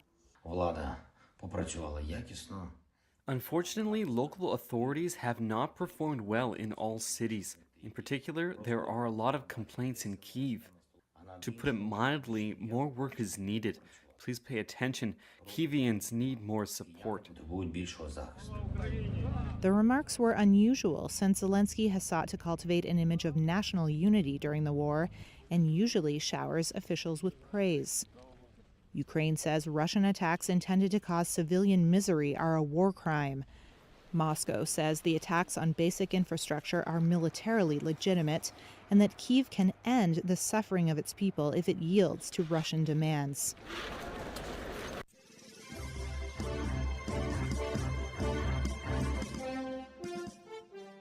At least 3 people were killed and 11 wounded after a former student opened fire at 2 schools in the southeastern Brazilian state of Espírito Santo. Security camera footage shows the suspect wearing military-style fatigues with his face covered. He sprinted down corridors before firing shots from a semi-automatic pistol. Police say the attack was planned. He had a swastika on his clothes when he committed the act. But when we seized the symbol, it was no longer attached to his clothes. He's kept them somewhere else. We saw everything, the clothes he wore, the weapons he used, the objects, the knives, everything. Officers say the 16-year-old suspect targeted his former school before moving to a second school a few minutes away. Victims had little time to escape. He had direct access to the staff room during break time. He surprised them and attacked 9 teachers who received help, but 2 died. Parents arriving at the scene hoped for the best. I got here quickly and took my daughter, the daughter of a friend, and another student who had asked me for help. I put them all in the car and we drove away. The governor of Espírito Santo has declared 3 days of mourning. A tragedy. This is a tragedy. A tragedy where we need to show solidarity and stand with those who were directly affected, and that is what we're doing here. The suspect is in custody. Authorities say he's a military officer's son and used registered weapons.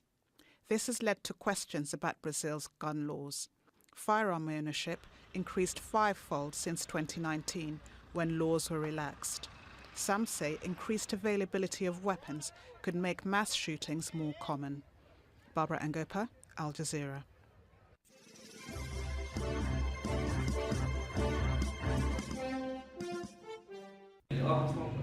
Osama Haj Hamdan runs this barber shop in Azaz in northern Syria. Since the civil war began, he witnessed attacks by ISIL and Kurdish fighters, the YPG. The past couple of years have been relatively quiet, but earlier this week, Azaz was once again hit by rockets. It was a bloody night. I don't know when we will get rid of this YPG terrorist threat. It's affecting business. We hope the Turkish military launches this operation soon and restores safety. He is referring to a Turkish ground operation into northern Syria, something the government of Recep Tayyip Erdogan has hinted at with violence rising along the border, and in Istanbul, where a bombing killed 6 people earlier this month. In the border regions, some are concerned for their safety. I live with this bomb threat because there is no alternative or solution. A lot of civilians are paying a lot of money to immigrate. If I had other options, I wouldn't stay here. Ali, a Syrian-Turkish businessman, says the fighting has halted trade, education and development on both sides of the border. In case of instability, I'm concerned about families and children. We Syrians and Turks in Kilis are intertwined. We built a life here and we won't leave. The city centers of Azaz and Kilis are nearly 16 kilometers apart. The area is the primary trade route. The security of one side is important for the other. That's why both sides of the border seem to support efforts to ensure the region's stability. Sinem Köseoğlu, Al Jazeera, Kilis, southeastern Turkey.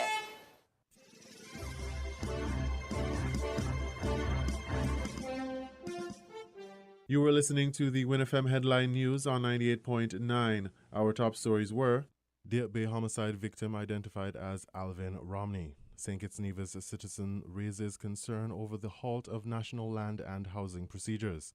Jamaica's opposition says it will not support expected extension of state of emergency. United Progressive Party in Antigua and Barbuda promises to regain visa-free access to Canada if elected. Those reports and more from Carib Update. Internationally, fresh protests have broken out in China over its COVID restrictions after an apparent block fire killed 10 people in the city of Urumqi. After reconnecting 4 nuclear power plants, Ukrainian authorities were gradually restoring nationwide power, but millions of people are still in the dark after the most devastating Russian airstrikes of the war. Thank you for listening.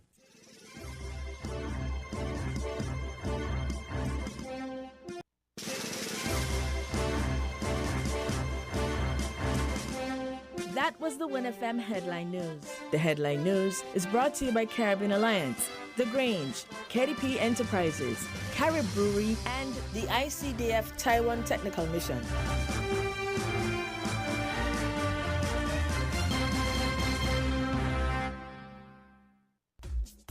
Think before you bin it. There can be some use in it. The St. Kitts and Nevis Solid Waste Management, in collaboration with Taiwan ICDF Technical Mission and the Department of Environment, presents Let's Recycle. We are encouraging all residential homes, commercial businesses, and schools to bring along your plastic bottles, metal cans, and aluminum cans, ready for an opportunity to win big. From 9 a.m. to 5 p.m. every second and fourth Tuesday each month at the following locations in St. Kitts: the Connery Roundabout, every first and third Tuesday at Buckley's parking lot in front of Best Buy, and the last Saturday of each month in Deep Bay. In Nevis, every second and fourth Friday of each month at Delta Petroleum, Ex-Petrol in Camps, Big Six in Gingerland, and Old Artisan Village in Charlestown. But wait, that's not all. 1 pound equals 1 point. So bring your recyclables and build up your points for a chance to win stainless steel thermal bottle, flatware set, and much more. To learn more about the recycling project, do visit our Facebook page at Let's Recycle in St. Kitts and Nevis, or contact us at 465-2372. The choice is yours. Save it or waste it. You are the difference. Reduce, reuse, recycle. Did you know that the Grange Healthcare Facility is the first purpose-built, non-governmental healthcare organization on St. Kitts? It's situated at Otley's, 7 miles east of Basseterre in beautifully landscaped surroundings. The Grange has a team of highly trained professionals and provides care that's rated as being comparable with UK and North American standards. The Grange offers varied accommodations to suit your individual needs, and our all-inclusive packages make the cost of care per hour the most competitive on the island. Services include convalescent care for all ages, daycare facilities for older adults, rehabilitation services, and training and continuing education for healthcare providers. For more information, call 466-5525 or 465-8020. Fax 466-8221 or email thegrangehealth@gmail.com or visit our website at www.grangehealthcarefacility.com. Maybe it's the way the brilliant gold liquid reflects our sunshine, or how the bright blue of its label mirrors the clear Caribbean skies overhead. Maybe it's the fresh, crisp taste of this beastly cold beer on a scorching hot day. Maybe it's even the way it brings us all together. But one thing is for sure, Carib is very much a part of who we are wherever we're from in the Caribbean. Carib, it's the way we play. Drink responsibly. Merry Christmas. 'Tis the season to save with Delayed Woman and Caribbean Alliance Insurance. Purchasing a new car this Christmas? Save up to 65% off. Yes, that's 65% off your motor insurance premiums. Switch and save. Shipping your cargo shouldn't be a hassle. It can be as easy as a single call to Amerijet International, your worldwide cargo transportation solution. We provide all the services you need to ship your goods anywhere in the world, whether your shipment is fresh, frozen, large or small, alive or hazardous. You can count on Amerijet to deliver it safe and sound. Amerijet International, by land, sea or air, we get it there. For more information, visit us online at www.amerijet.com or call us at KDP Enterprises at 466-9595. We're different. We're 98.9. 98.9. Win FM. People make the world go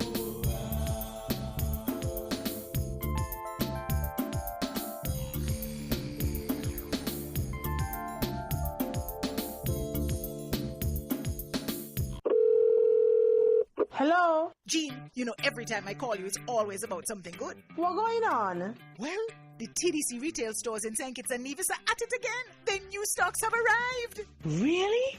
Yes, new furniture, printers, toys, appliances, electronics, housewares, even decorations, and so much more. New is in. So, girl Betty, when we going? You know me, I don't miss a beat when it comes to TDC. I'm getting ready to go to TDC Automotive and the Home and Building Depot now. And next week, we're definitely going over to CDS Nevis to see what they have over there too. Betty, me I'm here. Betty, you gone? Maybe it's the way the brilliant gold liquid reflects our sunshine, or how the bright blue of its label mirrors the clear Caribbean skies overhead. Maybe it's the fresh, crisp taste of this beastly cold beer on a scorching hot day. Maybe it's even the way it brings us all together. But one thing is for sure, Carib is very much a part of who we are wherever we're from in the Caribbean. Carib, it's the way we play. Drink responsibly. People make the world go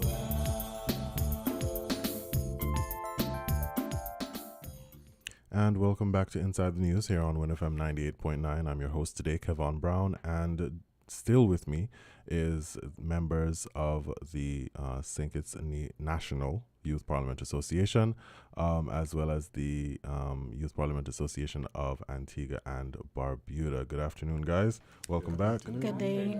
All right. Okay, so now we're going to continue the discussion, and we're going to talk a little bit about, for the second half of the hour, about the three things you guys discussed yesterday in the sitting that you had together. And I think you guys mentioned you wanted to start with the resolution by the Joint Youth Assembly of St. Christopher and Nevis and Antigua and Barbuda to promote integrity and efficiency within the civil service. Wow, a mouthful. So who's jumping on first?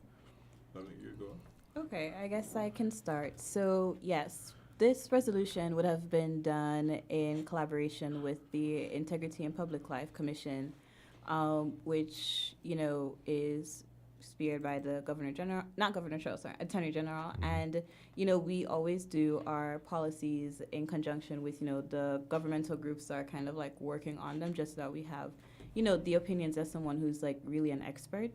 And so it would have been to promote integrity and, you know, efficiency. So the resolution itself would not have been focused necessarily entirely on integrity in public life, but also look at the other ways in which, you know, transparency can be promoted within the government, as well as efficiency, as well as making sure that, you know, the money that is being collected is really being put to what it is set out to be put for, and making sure it's not, you know, disappearing into little wormholes and side channels and stuff like and that. Professionalism and yes, accountability as well. And the training on ethics and so on. Yeah.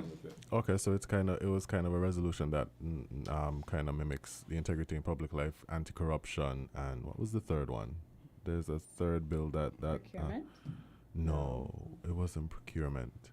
Integrity, freedom of information legislation. All right. So it's kind of mirroring those three. Yeah. Okay. So what are the specifics of the resolution? Like I understand that it wants to address integrity issues, corruption issues, regulatory issues, and whatnot. But what are some of the specifics that are in the resolution that addresses these needs? Okay, well, I can talk a little bit about that. So the first resolution, the first subpoint of the resolution would have been to continuously review and update, you know, the Integrity and Public Life Act. And, you know, in conversation with the Integrity and Public Life Commission, you know, that was something that we saw come up, the fact that the bill was passed so long ago in 2013. It's not been activated since. And even some of the terminology in there is very, can I say vague, but also outdated. And so, refining some of these definitions, also realizing that some of the things that might have been there might seem like a good idea, but might not necessarily be the most applicable when you actually think about it, like in the actual sense of our civil service, our public service. And so ensuring that, this is really set out to be the most effective way for us to, I guess, achieve the goals and the aims of that act. And so then some of that would have been, for example, the definition public interest, which is in the act, like what is in the public's interest, like what should be revealed if this is someone's like confidential information. And so then refining that to make sure that, this information, the information that is submitted can only be revealed, by a court or like by that kind of like level of severity so that people's information are being held to like the highest standard of confidentiality. Just another one would have probably also been, the definition of who is a public official, like who comes under the scrutiny of, like who is someone who has like the power to wield within our civil service, and understanding that, this could also be people, contractors who work with the government, like they also have influence in the government and government funds. For example, members of political parties, they have access to a lot of money. The Governor General, and I think, also members of statutory boards, like even though they might necessarily be, in the public service that we think of, these are also people who should, fall under, the realm of like the level of like scrutiny because of the power that they hold. Yeah, I think one of them was, I think, in discussions was like, you have National Bank. I think National Bank has the most shares are owned by the government, and it's a NCI is a subsidiary of National Bank. So then it was wondering, is the new legislation going to capture NCI, seeing that it will definitely capture National Bank, but would it capture NCI being a subsidiary? Would it capture the National Trust being a subsidiary of the National Bank? So those were a lot of we learned a lot, right? We learned a lot because just those defining words can change a lot, because one of the things, the public interest, really, it was like, I go to basically file this in confidence that, only the commission sees and so on, and if something has to come about it, you go and investigate. But then who is the public, It's not even public. Who is the public? Is it 10 persons or more, 15 persons? A petition have to be signed for you to declare what I have filed with the commission. So that is something definitely, because you could see how that can be played upon depending on your interest. You could say, well, John came and said that he thinks that you're doing something, and then it becomes the public interest, so what strikes that? So that's a major part. Those defining words really, really mean a lot, and those clearly defining them, right, can change a lot. Okay. Well, that kind of brings up a argument that I have with colleagues and friends all the time. Just yesterday, I was actually we had a joke about it, where we mentioned there's no such thing as confidentiality in St. Kitts and Nevis. There's no such thing as conflict of interest in St. Kitts and Nevis. There's no such thing as nepotism in St. Kitts and Nevis, because the Island Federation is so small that it's kind of hard to jump over a lot of these things where there might be conflict of interests, because your family here, your family there, your family everywhere. How do you think the resolution would address those issues? Okay, well, I feel like not really it's confidentiality. They put a lot of trust in the commission for it to be not. You don't have to. The government doesn't really have a lot to say when it comes to the commission, right? Mm-hmm. So that is one of the ways. As you said, it's a small society, right? But we can accomplish very, very close to it, because we have judges, we have lawyers. It's you went through the same ethics that you have to go through, the same understandings that you have to go through to be in these positions, right? And as of recent, and one of the things when I was speaking to the representative from the commission, it was like, IT hacks and leaks, what are you going to do about that, right? Because persons are filing in confidence. What are you going to do to protect them? And because we notice, as of recent, these leaks have become a big thing in the Federation, right? And even though for some it's like, wow, let the leaks come, let the leaks come, but it brings a bigger question, because if that leak is so easy, what else can be leaked, right? So that it comes to very close to the stigma of even filing. And I told them that, you have to try to invest, and they definitely said they're going to invest once this has passed. They're going to invest and so on into ensuring that the best IT solutions and so on are put in place to safeguard persons. Because I said, if I have to file, I would want to know that everything, because I'm not going to just say filing for filing's sake. You have to understand what you're getting into. So even though it's in the public's interest, it's good, right? You have to understand you still have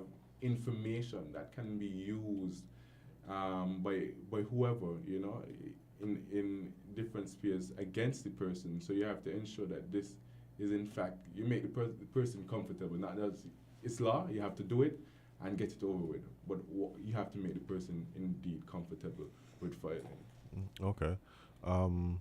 That also brought up another, because you mentioned about the definitions of what public interest is, and really defining, the parameters of that and how extraneous it is or how constricting it is. So the commission could there's one aspect, I think, that is something going to be in the I think it's going to be the anti-corruption bill or amendment, where it protects whistleblowers, because the commission could determine that for the public interest these filings don't matter, but somebody who is a whistleblower might deem it necessary. You're not seeing this connection, you're not seeing that connection, and so they take it upon themselves, take that information and make it public, because they deem it that public interest, and then we'll have part of a legislation that protects them based on the fact that they think it's public interest to know that these filings or whatever the case may be. So while there is an argument that confidentiality is necessary, there are still, loopholes that can be, should I say exploited? Exploited seems like a bit of a big word to use. Definitely can be exploited. Any other poignant topics from the resolution? You spoke on integrity. Yeah, I did. I think I did section C, which basically states about getting leverage support from professional accounting organizations. I think it's similar in Antigua and St. Kitts, where for the ministry you have one audit department, and of course, you're dealing with doing the audits for the ministries that bring in the money and also get back out to the money. And as I said in my speech, there's a heightened need for integrity and efficiency within the civil service or the public sector, because we often find that, as you mentioned earlier, that, where's the confidence? Right? Information is always going to be spread, because why? Let's say Jalen and I work in the same department, but then again, we are brother and sister. Now, I can always say, you know what, I'm at a higher level than him, and where there's supposed to be some form of confidentiality there, where I can't disclose certain information because he's my brother, I'm going to say, hey, you know that the government is spending such and such and such, and that shouldn't be the case. Where's the integrity there? Right? Sometimes we in Antigua, we like to say, and this is not good to say, but, we like to say that in the public sector, they don't like to work. They go in, they clock in, and they clock right back out. And, so where's the efficiency there? Do they get their job done in a timely manner? Do they even actually do the work? Do they actually care about the work that they're doing? Do they actually care about the work? So that's why we said, understand it? There's a need for it.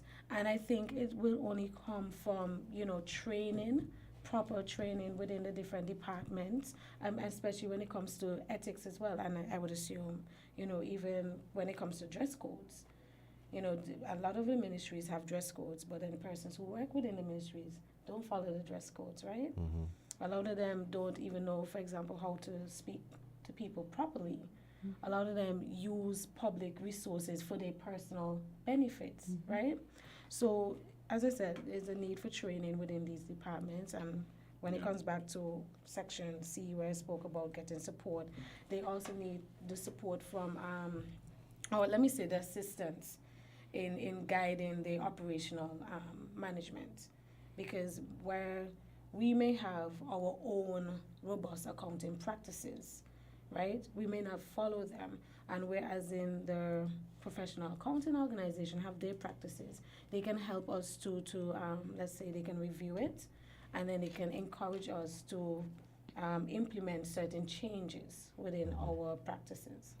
Yeah, adding on to that, I think that there's definitely a lot to be gained from, you know, a professional perspective, because in the private sector, you know, certain things are different. Like they're being held to a different standard of, like, you know, their shareholders having to be accountable, having to be absolutely transparent, because people are putting their money into this is like all for a profit. And there's kind of like no reason why, you know, the government shouldn't be held to like such a standard as it is like in the private sector.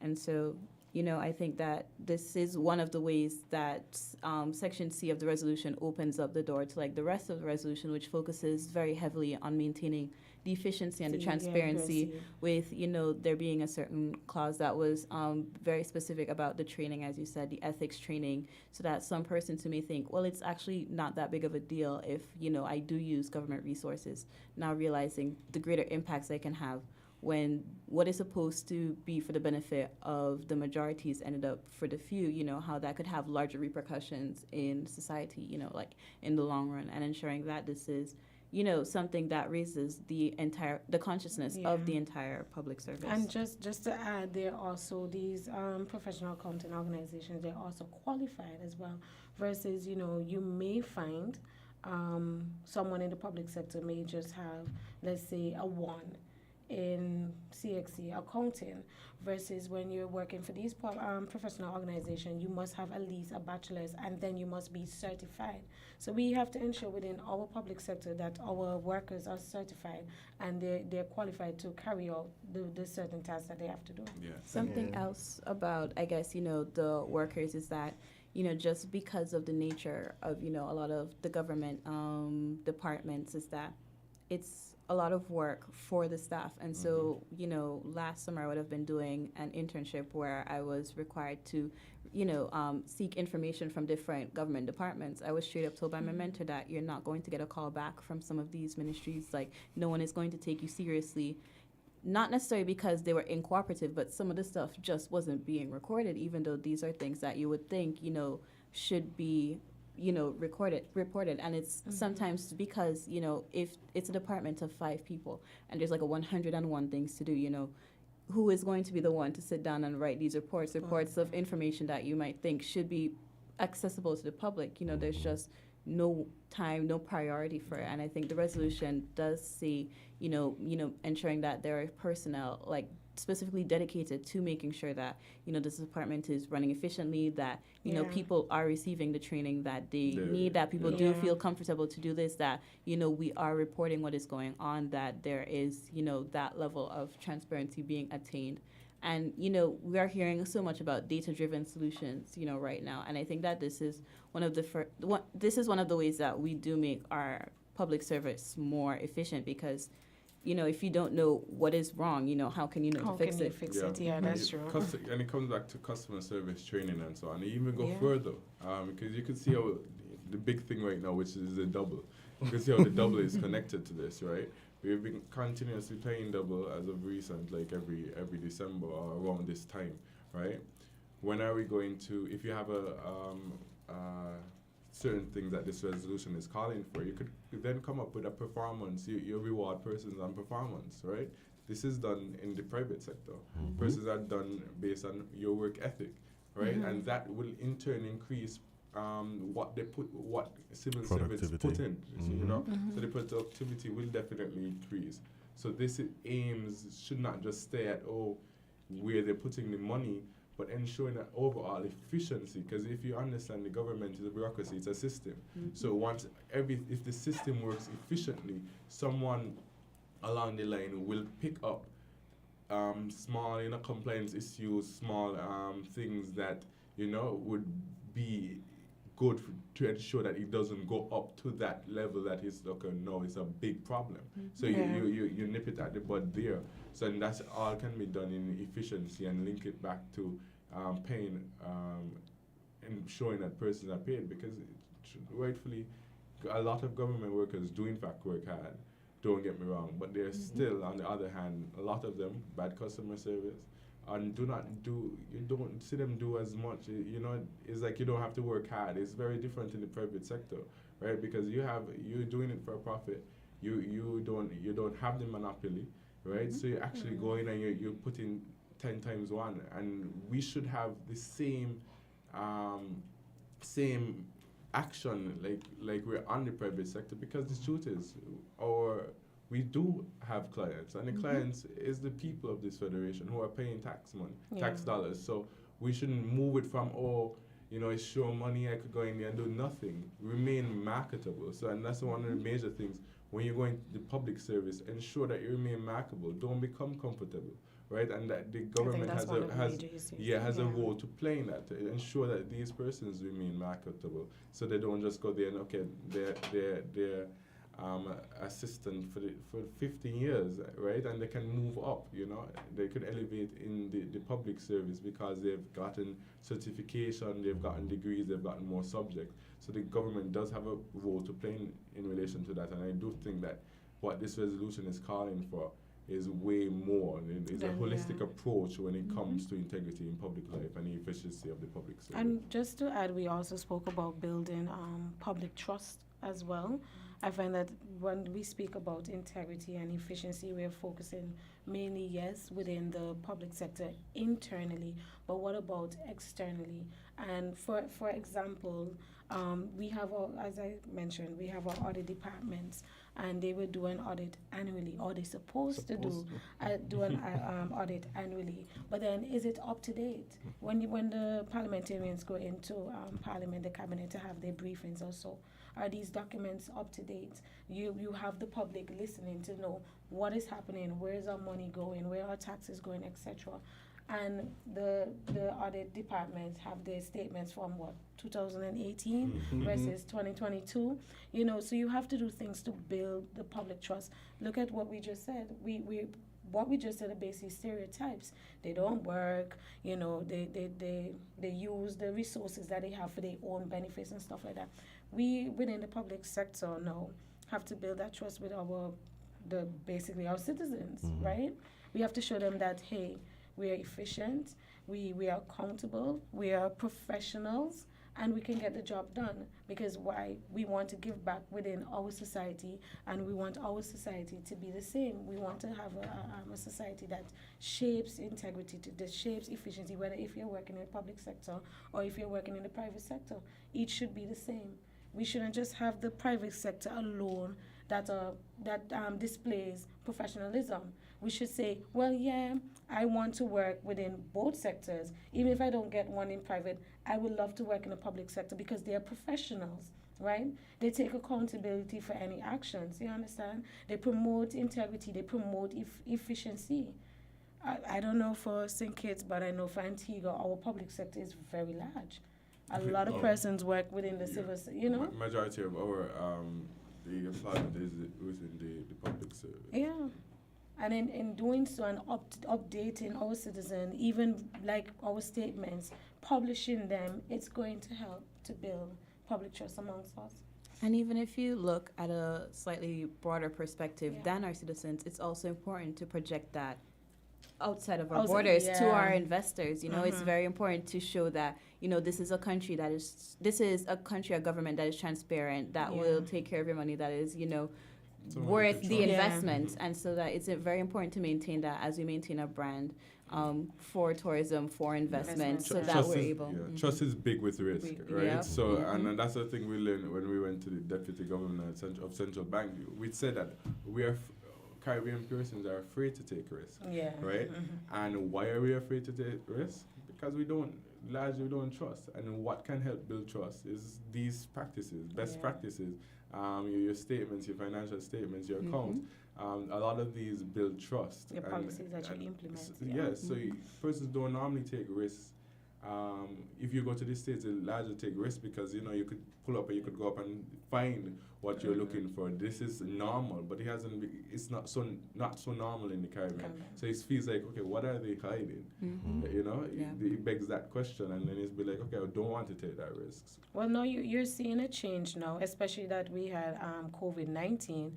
I must say that a lot of people took risks in starting up small businesses. Yeah. So although, you know, there were a lot of negative impacts from COVID-19, there were also benefits as well. So I do hope that, you know, with that being said, you know, persons are able to say, okay, I can take the risk in opening up a business. I can take the risk of investing without having that fear within them. As you guys were mentioning public service workers, I wonder if there's ever been in the Caribbean specifically any suggestions, because I know in certain Asian countries, I think in South Korea and Thailand, maybe Taiwan, probably China, when people are in the public service, they have public service exams that are implemented within the public service that gets you to another level. So they have levels, and the higher your level, the more benefits you get, and the more you benefit from being in the public service. So I wonder if there's ever been any discussion in implementing something. Of course, that's a big injection into the education situation. Well, that's really, really, I think it's a whole conversation that is needed when it comes to the public service, but who will have the conversation? That's important, because one of the things you see, the largest, most of the electorate are most likely public servants, right? Because they make up the majority of the employed, right? So who are you going to touch then? You know, if I have to come into work and do nothing, right, and get paid, and now you're coming, this government is saying, well, we're going to change that, and you have so many of you. Then it comes to politics, you know. So then it's going to and I think it's a conversation we need to have in relation to that, because it's just like the hospital. We have a lot of good nurses. We have a lot of good doctors. I can attest for that. Last year I made so many emergency room visits because I was really sick, right? And just say one, say two, it's few bad experiences I had. Those are the ones that last, right? Those are the ones that last. But I still had persons who used to come, nurses, you know, not even assigned to me, come to check on me and so on. But it's just customer service does a lot. So do we train persons, and it comes back to marketable, right? Because why, when I leave the private sector, I get a job in government, you don't normally see government workers go to the private sector. That says a lot. You know, that says a lot, because you don't normally see that shift from government to private. You only see persons go to government and stay, which is maybe good for this bureaucracy of it all, but it says a lot, because why don't you move? You know, why have you stayed where you are? Why, and you're comfortable with it? Something is a very large discussion that I think, you know, we most likely will have, because I think it most likely affects Antigua and Barbuda too. But this resolution is definitely a step in the right direction to have this discussion, because these departments and these things they want to put in place in relation to efficiency really, really will uncover all of these things, you know, because the double actually is a very, very big conversation now, because even though, yes, these persons spend back into the economy, one of the things as members of what we do, because we're not a non-profit, we don't get paid, we volunteer, but we still have to reward our members, right? So we started a new initiative. The president, who is in charge of membership engagement, started a new initiative, Member of the Month, right? You know, you get publicized and you get a little token of appreciation and so on. When persons have things to work towards, they will do better. The productivity will do better, right? But if I do not have to do anything and get rewarded, then you're enabling me to do nothing. Well, as you rightly said, I agree that there should be a push towards incentivizing the double situation or the additional salary situation. It might not necessarily be a every year thing, but each department has a quota to fill, and if the department doesn't fill the quota that they need to fill, they're not going to get double. And the double could be based off of the receiving of the double could be based off of performance review. How high is your performance rating based on the criteria that we need you to do your job? That sort of thing, instead of a blanket. And I think that would probably very much invigorate people in the public service to actually be as efficient as they need to be, to bolster the public sector. Yeah. So before we jump into the other resolution and the bill, because we are a little bit after 1 o'clock and we just have a half hour to go, we're gonna take a quick break and then we'll come back and we'll jump right into, because I think you noticed Malik brought up health. So we're gonna go to the health commission resolution that you guys spoke of right after this short break. What is that? We're different. We're 98.9. 98.9. Win FM. TDC Financial Services. We're here for you to help you make your dreams come true. Whether your needs are big or small, we'll support you with them all. TDC Financial Services. We are strong. TDC Financial Services. This is where you belong. TDC Financial Services, where money is made easy.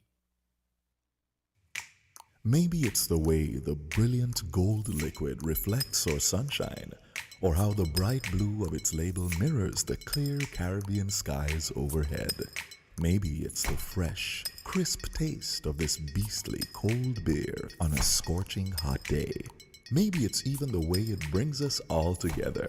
But one thing is for sure, Carib is very much a part of who we are wherever we're from in the Caribbean.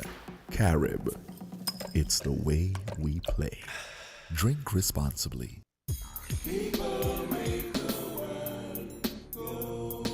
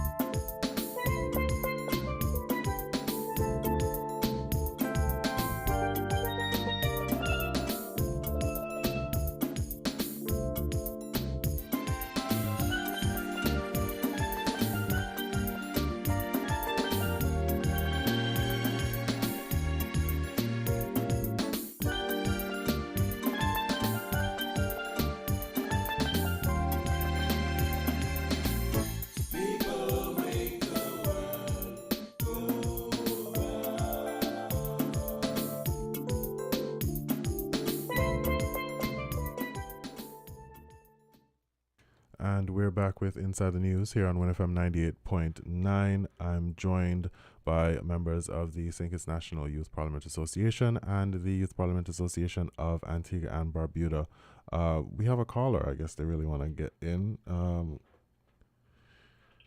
Good afternoon, caller. You're live. Oops, sorry, caller.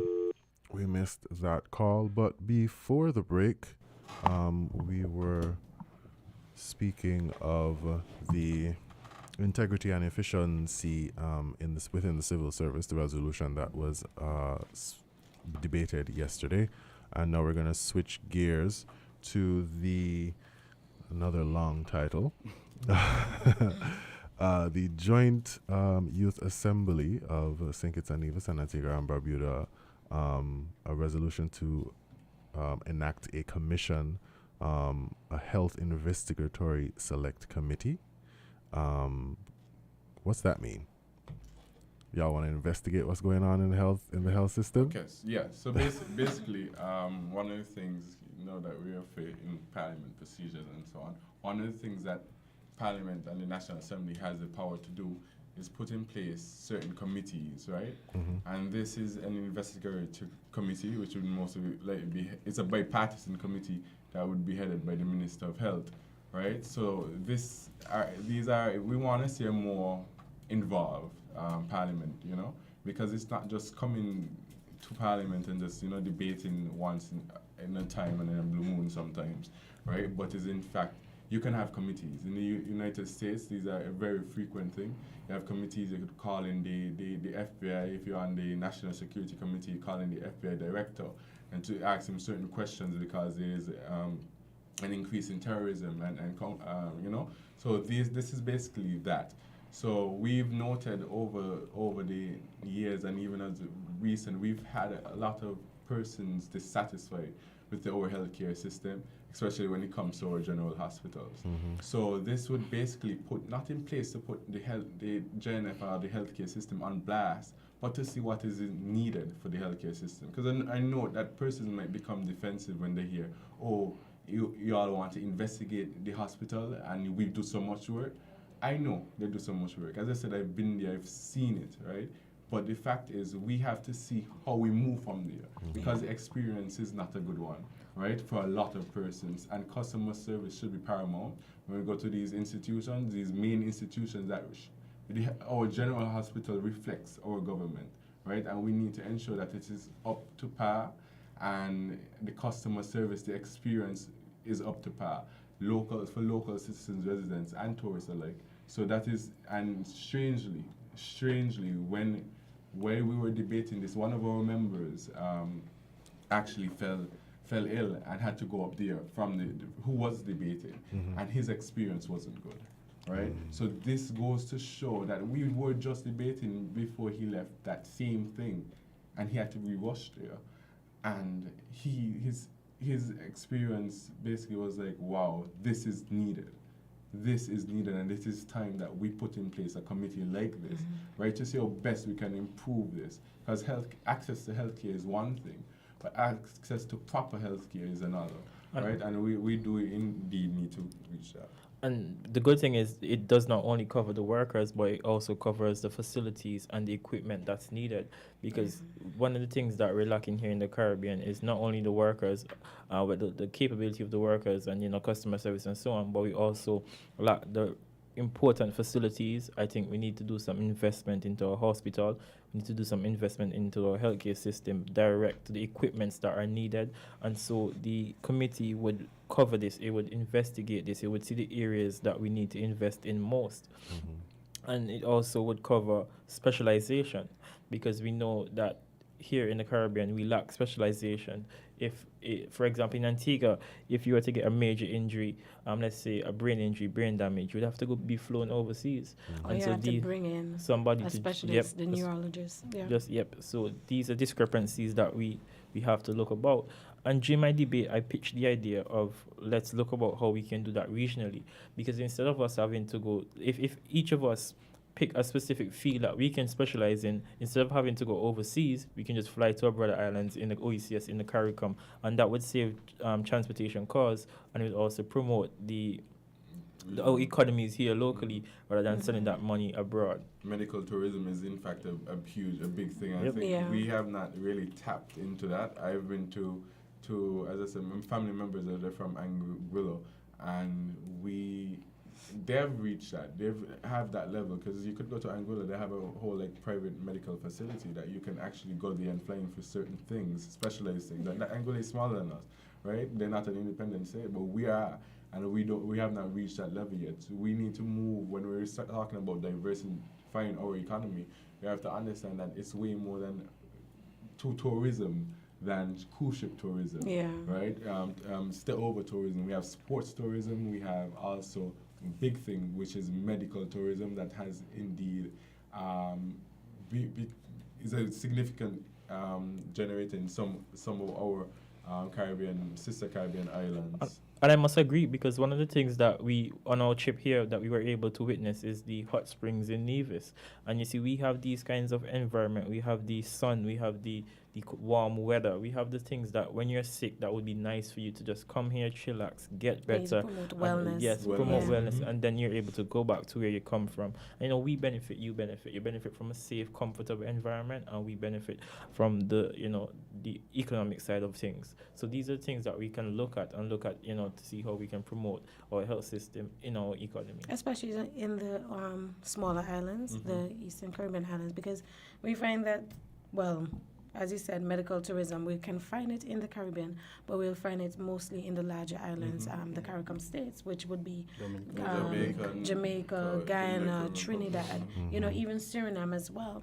You can find it there, but we need, as Esquire said, the cost of travel in the Caribbean is very, very high. Interregional travel is very high. Yes. And we're closer to Guyana, or we're closer to Jamaica. And of course, for example, if you're from St. Kitts, you would need to come to St. Kitts, to Antigua, in order to get to Guyana or Trinidad, or probably in order to get to Jamaica. They might not be straight flights. So if we promote a healthy healthcare system here within the Eastern Caribbean, it's easier for us, and we don't have to fly out, as you said, to the U.S. And if you can't afford the U.S., we probably don't have to fly to Jamaica or Guyana or Trinidad. We can fly within Antigua, St. Kitts, Montserrat, Anguilla.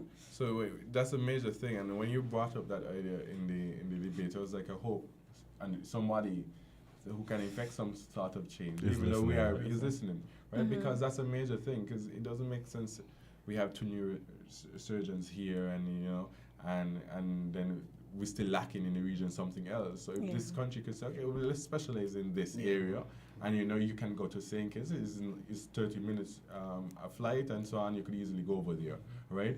You could specialize in a different area, so if we can come together as an OECS, small island states, and come together and say, listen, let's specialize in this, we understand we don't have the need to have a neurosurgeon on staff 24/7. But if we have one for the whole OECS, you could understand, you can make a case for that, right? If you have one for this, so I felt like that was a great idea coming out of that discussion. And as I said, this is what the investigatory committee will do things like this, not just to irregularities and so on, but to find solutions as one parliament to come together to effect some real significant needed change, because we do need a drastic shift in our healthcare system here in the Federation and as I'm hearing also in Antigua and Barbuda. And like you touched on facility and resources, I can just share an experience. I needed to do an MRI on my ankles because I damaged them.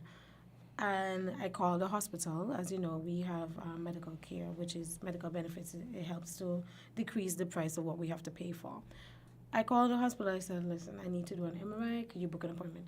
No, I can't, because the MRI machine is down. No, I have to go call private now, and private is going to tell me it costs $1,850, $1,850. That's cheap where you are. But what I'm saying is that although to do an MRI is actually very expensive, the machine is it costs a lot to maintain the machine, so I can understand the price. But I'm saying if the machine was up to date at the hospital, I would save maybe $600, because to do one at the hospital is about $1,200, But what I'm saying, we need to have the necessary resources that are well kept. We need to have proper facility maintenance. Yeah, and then one of the issues that I find is that even when you're making appointments, we shouldn't have to make an appointment that we're going to get like 3 months away. I've experienced where let's say I make an appointment in January, and I won't be able to see the doctor for that same appointment till July. And that shouldn't be the case, because what if it's a serious matter now? I'm already going to be dead because, So I'm glad that, we went into Parliament to speak about the healthcare system, because it's needed. And as the youth said in the debates, if we don't have a healthy population, what is it going to be like? Yeah. You understand? If you have an unhealthy population, that means you're going to have to spend more. And you have to project more money into the economy. Unhealthy human resources. So. Every minute you're going to have to be calling it. Oh, I can't come to work today. I can't come to work today. And you see where it ties in with efficiency. Productivity is going to decrease, and then you know what's going to happen. Medical benefits going to have to be paying out a lot more money, and then they're going to have the cap, and next thing you know they can tell you, okay, listen, we realize that we can't have you here anymore because you're always sick all and the then time. no money is going to be there to facilitate what we need now, and it's going to be too late. But I feel like ahead because our government wants to put in place a national health care. I think it was already started under the insurance under the Farm Administration, but they want to definitely put it in place. Now, this select committee, I think, will definitely goes a step further. I feel like when we do certain amendments and certain changes, we need to go a step further. Because the fact is, it do not just involve that. It involves a bigger picture. Let's have a holistic approach when it comes to things. So this committee will definitely capture everything that is needed, because most likely there's going to be problems leading up to why national health insurance might, and limitations and so on. We have very, very capable and smart persons in our parliament, both on opposition and in government. So tap into those resources. Let's learn to tap into our internal resources when we're making decisions that affect the country. Because the truth is, we have a government that has won the majority, but we other persons would have elected MPs to represent themselves. So let's put in place active committees and different things pertaining to the best interests of the country. And we're not telling them to do it like get it done right away. Everything takes time. Rome wasn't built in a day. The world wasn't built in a day. But at least start the process. Select the necessary persons for the committee. Select persons and you go back to the bill who display transparency, who is promote integrity, to say, okay, this is what we need. This is the real issue, and not just a friend and company to say, you know what, they need this, but we don't need to focus. No, we need to focus on it, and we have to make a start. And we only can make a start if all of us come together. And I'm sure persons in the healthcare industry in St. Kitts and Nevis, and even in Antigua and Barbuda right now, probably feel as though they're not being heard, and that this investigatory committee is like, well, I've been saying this all the time and I haven't been heard. I'm not being taken seriously. And I think by creating an investigative committee, it's not them going to sit down with themselves all the time and talk about, well, what do we think is the problem with health? Because you wouldn't be able to get the full scope of it. But by having this investigatory committee, they now have to actively seek out the administrators, they have to actively seek out the nurse, to get the wide range. They have to hear from the people who are, who are, they have to hear from patients, they have to hear from the different stakeholders, and they would have to now compile and be accountable with the report that would have to produce and the actionable measures that would have to come from this, committee. Well, after all of the research that we've heard, and after this, full wide scale, review of from every aspect of the healthcare industry, what is needed, but only from hearing the opinions of the people who are on the front lines, the opinions of the experts, would they be able to, fully utilize the select committee? As you mentioned, the committee, Malik was talking about going a step further. I think that one of the issues that we have is sometimes we create these committees, or we create these boards, or we create these institutions, and they're supposed to do this, do that, and then what happens after? I think that's where a lot of the situation, the ball drops, where you do this investigation, you have this committee that has done this investigation or done this thing. After they've done it, what next? After they've found the problem, what next? Because it's not just about finding the problem, it's finding solutions for the problem and investing in the solution. So I think that's another question or debate or conversation that needs to be had in empowering the committee to do something about it, or have the government or have whoever do something about it.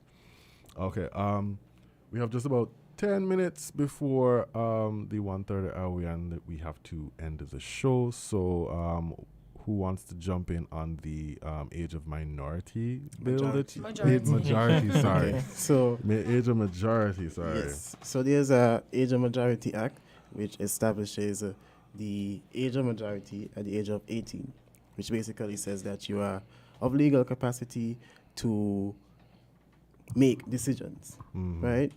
And we have the age of consent, which is 16 at this time. And the age of consent basically, is that you can consent to having a sexual relationship, and it will be legal. So what we are saying as youth parliaments is that there is a disparity where at the age of 16, though you can have sex, you cannot access, for example, an HIV test. Or contraceptives legally. You cannot access age. Compared to a person who is 18, they can access it free of cost or free of any limitations. So what we are suggesting is, one, allowing persons that age, at the age of 16 and 17, to be able to access healthcare, sexual healthcare, including access to tests for HIV and AIDS without parental consent, tests to other STIs as well, and also mental health care, which is very important. For example, if you go to, you cannot go to a doctor at the age of 16 and, without the appearance consent. You cannot go to a doctor without appearance consent. And we know that some persons, they may be fearful in terms of being at that age. They are living under their parents' roof, so they may be fearful to go to their parents because they probably will feel discriminated. So what we're trying to also do or raise is that we are noticing that there's a increase, or we're noticing that people around that age, that they are interested or at least having sexual relations at that age, and we want to be able to protect them, and we want to be able to allow them to have that the resources, the materials, so that they can feel protected, that they can feel that they are supported, and that they don't have to hide anything. And another thing that we want to do is not to make this topic of sex taboo, and to have those conversations that are carried on, fostering that conversation of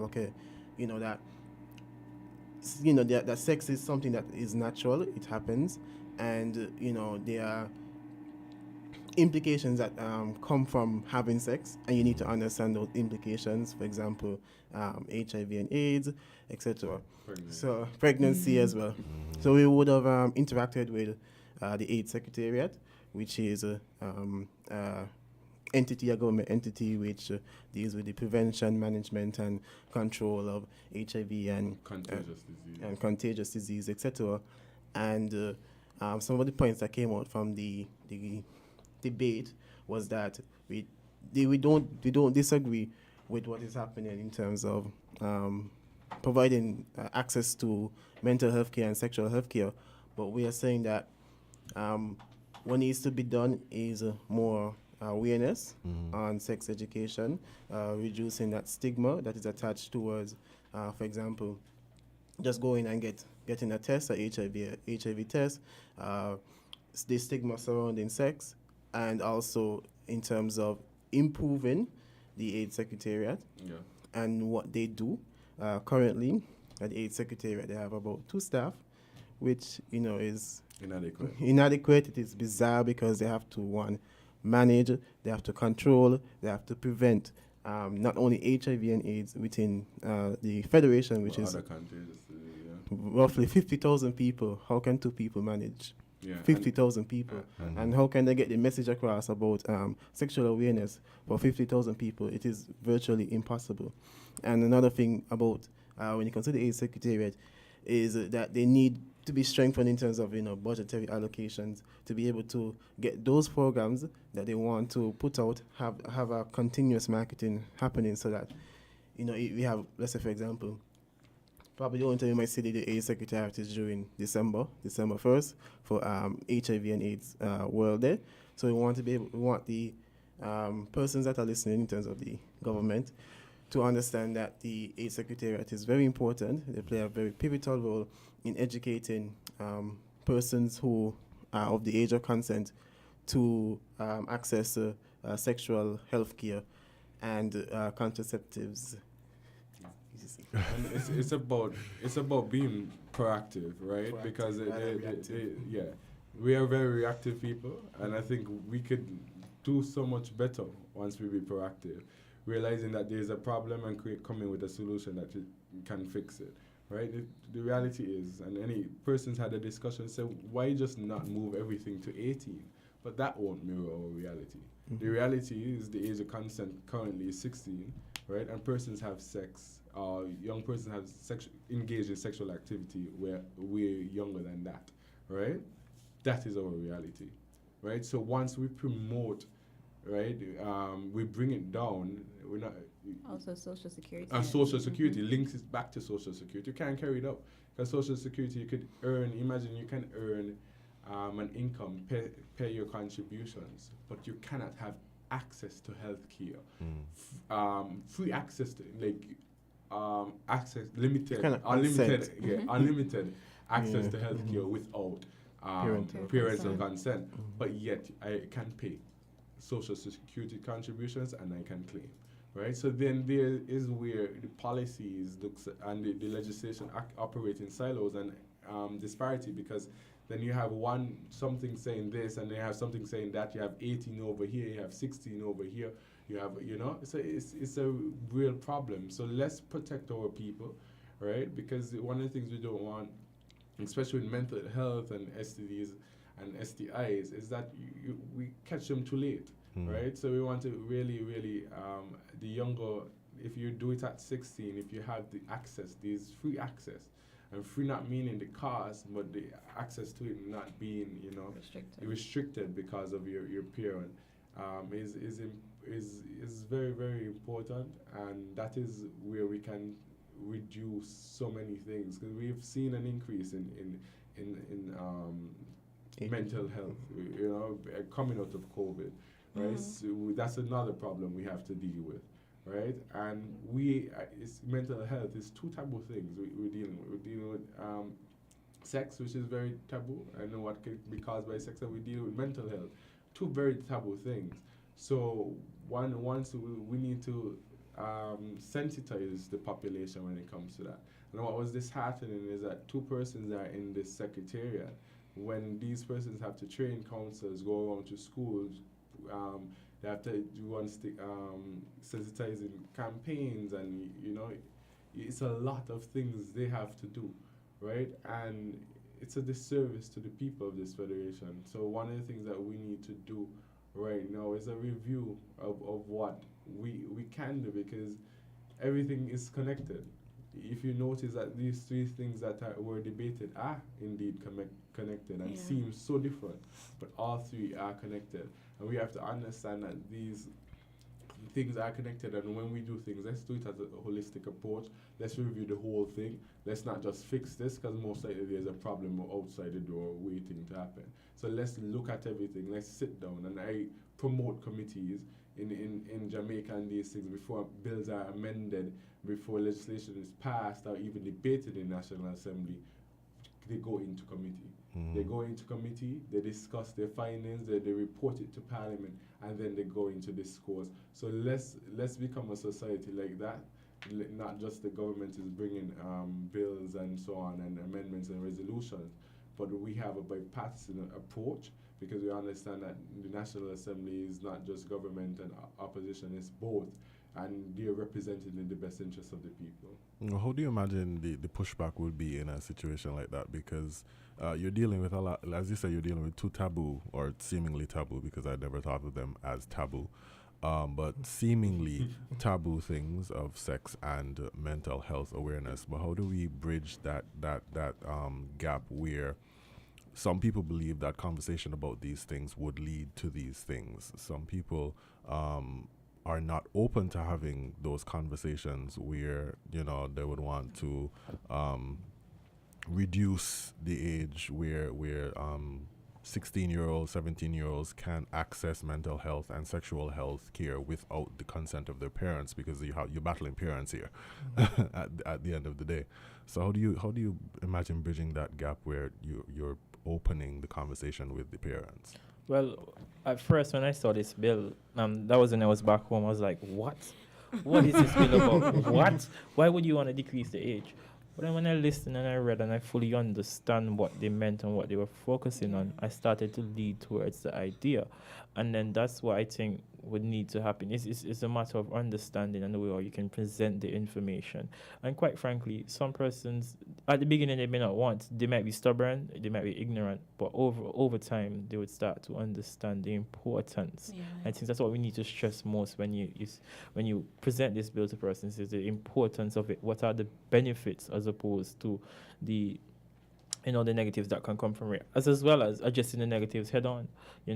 As you said, perhaps that if you promote these things, they would lead to it, but it's already happening. If you look in our schools today, they talk about these things.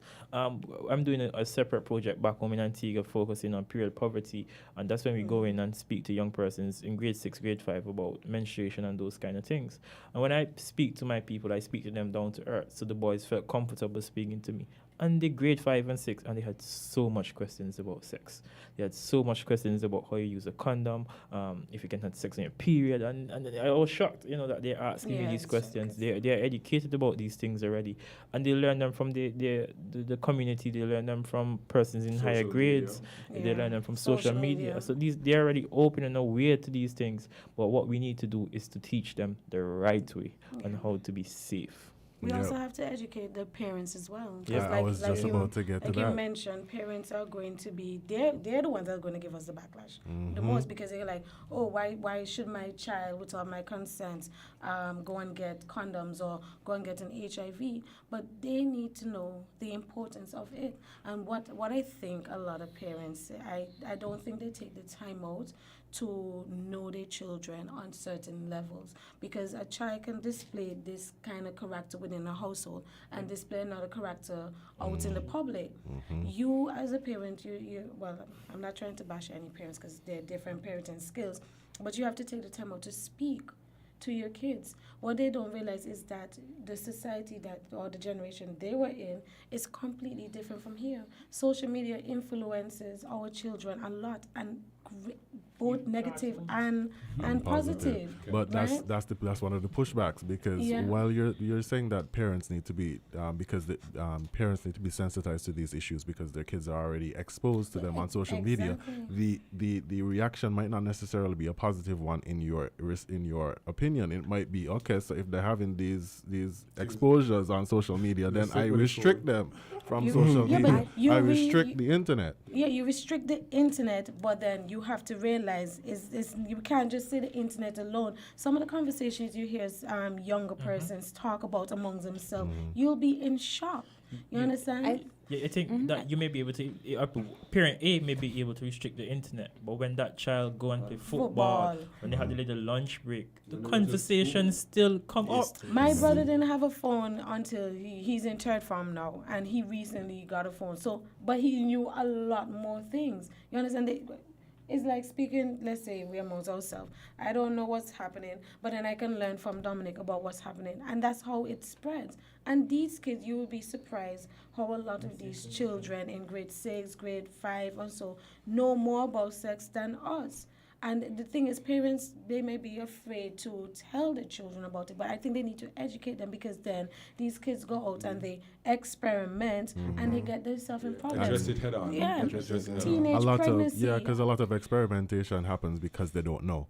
And I think that's one of the biggest issues. They go out and they experiment because, well, I can't ask mommy about this. I can't ask daddy about this because they don't give me the information. So how about I go out and try it here with this person? I'll try it with that. I'm not promoting sexual activities at an early age. I always tell people, listen, sex comes with maturity, and sometimes not maturity alone in body, but maturity in mind. But you cannot stop persons from doing whatever they want to do. But then if you educate them on the importances of why you can't say, oh, don't have sex. You have to tell them why you think you should have sex at this age, or why you think you should have sex maybe until because some people are religious. You say until marriage X, Y, and Z. You have to educate your young people, and you also have to educate your parents and let them know that, hey, you have to sit down, and it's more than the birds and the bees, because there are some people who think that, okay, because I'm using protection, I can't get somebody pregnant. Because I'm using protection, I can't catch an STD. But you can. You can. Because I'm on birth control, I don't need to use protection. Because no, you still can get an STD. And a lot of people don't know these things. They just hear by their peers and say, someone might say, oh, you can use, I don't want to say this on radio, but maybe you can use the pull-up method and nothing. And let me tell you, dog and cat don't have the same luck. Right? And then that's why the bill is so important, because it allows the young persons to be comfortable with their doctors. Because if you're with your doctor and your parent is there and you ask them questions, you know, they may ask, as they said in the debate, are you a virgin? And you're going to lie because you don't want to get in trouble later on. But if it's you and the doctor alone and you have that level of confidentiality, then for simple situations, simple cases, you can receive the treatment that you require. I think when it comes to convincing parents, there are two things that need to be stressed, and that is that it exists, and any attempts to restrict it is only going to force it further underground, and that we're also to come up somewhere else. That is so true, and that we're not taking away the power of the parents. Like, they're still very instrumental, and the section about exceptions is almost as, long as the amendments of what we are giving to, young people. Like, it's not that, if the procedure meets a certain level of severity, it's more than 10 hours, I think, which, any operation that is severe would come to that. If it's one where the child is not deemed to be, financially stable. If they don't seem to exhibit the maturity to show that they're able to realize, like, the full extent of, like, what they're trying to communicate. I think that's true that, it is existing, and whether we like it or not, it is. And I think that this bill at the forefront is all about empowerment and empowering young people to take a more active role, rather than, feeling, oh, this is happening to me because I can't do anything about it. I can't tell anybody about it. And now you're suffering in silence. I think every parent would prefer for their child to be able to access help, even if it's like help from somewhere else, rather than to suffer in silence. Yeah, and I think that, just to answer your question, I think that another thing that we could look at as well in terms of getting parents to buy in, I think that when we talk about generations, they come from a generation that sex is taboo for them too. So a lot of things they don't know, right? So I think that what we need to do is to have those conversations with the parents as well, for them to understand about sex, even though, they probably have had it, they still don't know a lot of things about sex, and there are a lot of misconceptions about sex, and talking about... But this bill also is not only about sex, it's also about mental health, which is something else that is very taboo in our society. Like, if you talk about mental health, the first reaction is like, oh, so you think you're crazy? And parents might think, oh, well, you're weak, you don't know what I went through when I was your age. Like, how dare you? I provide all of this for you. And so I think that's very much, the child just might not feel safe telling their parents about things because the parent might retaliate against their own child. So especially our men, our young men. I can recall, there was a period in time where they had an increase in suicide, and most of them were men. Because why? In our society, we teach our boys, hey, you mustn't cry, you must be tough, you mustn't talk about your feelings. And a lot of these men, and then when they die now, when they commit suicide, person's like, oh, why he couldn't talk to me, this and that. But then you go to your brother, and let's say, Malachi and Jalen, and Malachi is feeling way, and Jalen, boy, move on, you're No, you understand? And I'm glad you speak about, just to go a little back before we go forward, the power of the parents. When I heard about the bill, like XY, I was like, what? I don't want to be 16 making my... But then I understood when I read and when I listen to the discussion, because the first question I asked, what if you have to do a major surgery? You're not going to let a 16-year-old give consent to any major surgery. The parents must be there. When it comes to giving medication, one of the young ladies in her debate said, she didn't want to take a particular pill that the nurse or doctor was forcing her to take. And she's like, I don't want to do it without one of my parents being here. That is very important. So we don't want the parents to think that we are bashing them or trying to take that power away from them. But we're trying to say, and it goes back to sex, if you're going to say the age of consent is 16 to be involved in sexual activities, if I get an STD, why do I didn't need my parents' permission to have sex, so why do I need a permission to just at least go and do a quick checkup? I'm still going to have a conversation with my parents about it, but then in the moment of it all, I still need to access the healthcare right away before it gets too late. if you've done a checkup in the U.S. recently, you know, you go in with your parents and, like, you go through, like, most of the stuff, the vitals, the checking up or whatever. And then there's, like, a certain 5 minutes where they ask your parent to leave the room. And then they ask you, you know, are you sexually active? Is there anything you're worried about? You know, how is your mental health? Because the healthcare professionals in that country realize that, you know, this is something that a lot of teens don't feel safe, even if it's like, abuse, you know. Like, we're now opening avenues for young people to feel able to feel empowered to, you know, like, seek actively, like, help without having to go through their parents as, you know, I guess kind of like the certifier of, like, oh, yes, my child can go to you for help. They can now access the help. And so I feel like, you know, this is what it's probably going to look like. It's not going to look like, oh, your child is going to run around behind your back to do things. Because I feel like even some persons with the option to, I guess, take a more active reign on that life, that might even empower them to be more transparent with their parent. Because you might feel like you're on, I guess, a more even footing. So rather than you're, like, looking up to your parent, like, desperately asking and at the mercy of their whim, like, oh, is my mom going to react favorable to this? Or is my dad going to treat me differently because of this? You can say, this is what I'm experiencing. You could even say, I have already sought help from this and this. And, you know, this is, and you can come to your parent for advice on a level of knowing that you no longer have the full control of the consequences. You know, this is a more open dialogue where if we disagree, well, I guess the hope is that, you know, see eye to eye. But, you know, you still have the ability to go and seek the help that you need. That you need. All right, this has been a robust discussion. We kind of went over time a little bit, but that's fine. But I think the last discussion was one that is needed to be had, because what you're suggesting is an entire cultural shift. Because that is what is an entire cultural shift. So that's going to take maybe a couple generations before we get to that point, to be truthful, because we're still in the Caribbean. In certain aspects as it relates to mental health and sex and sexual health, we are very, very conservative. We very much pick where we want to be conservative, and those are specific areas in which we're very conservative. Yes.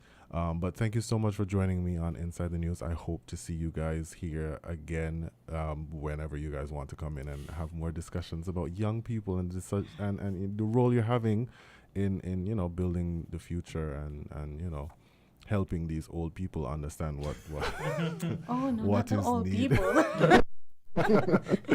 But thank you so much for joining me this afternoon. Thank you. You're very welcome, and thank you to all the listening audience. I apologize to all the callers who were trying to call in.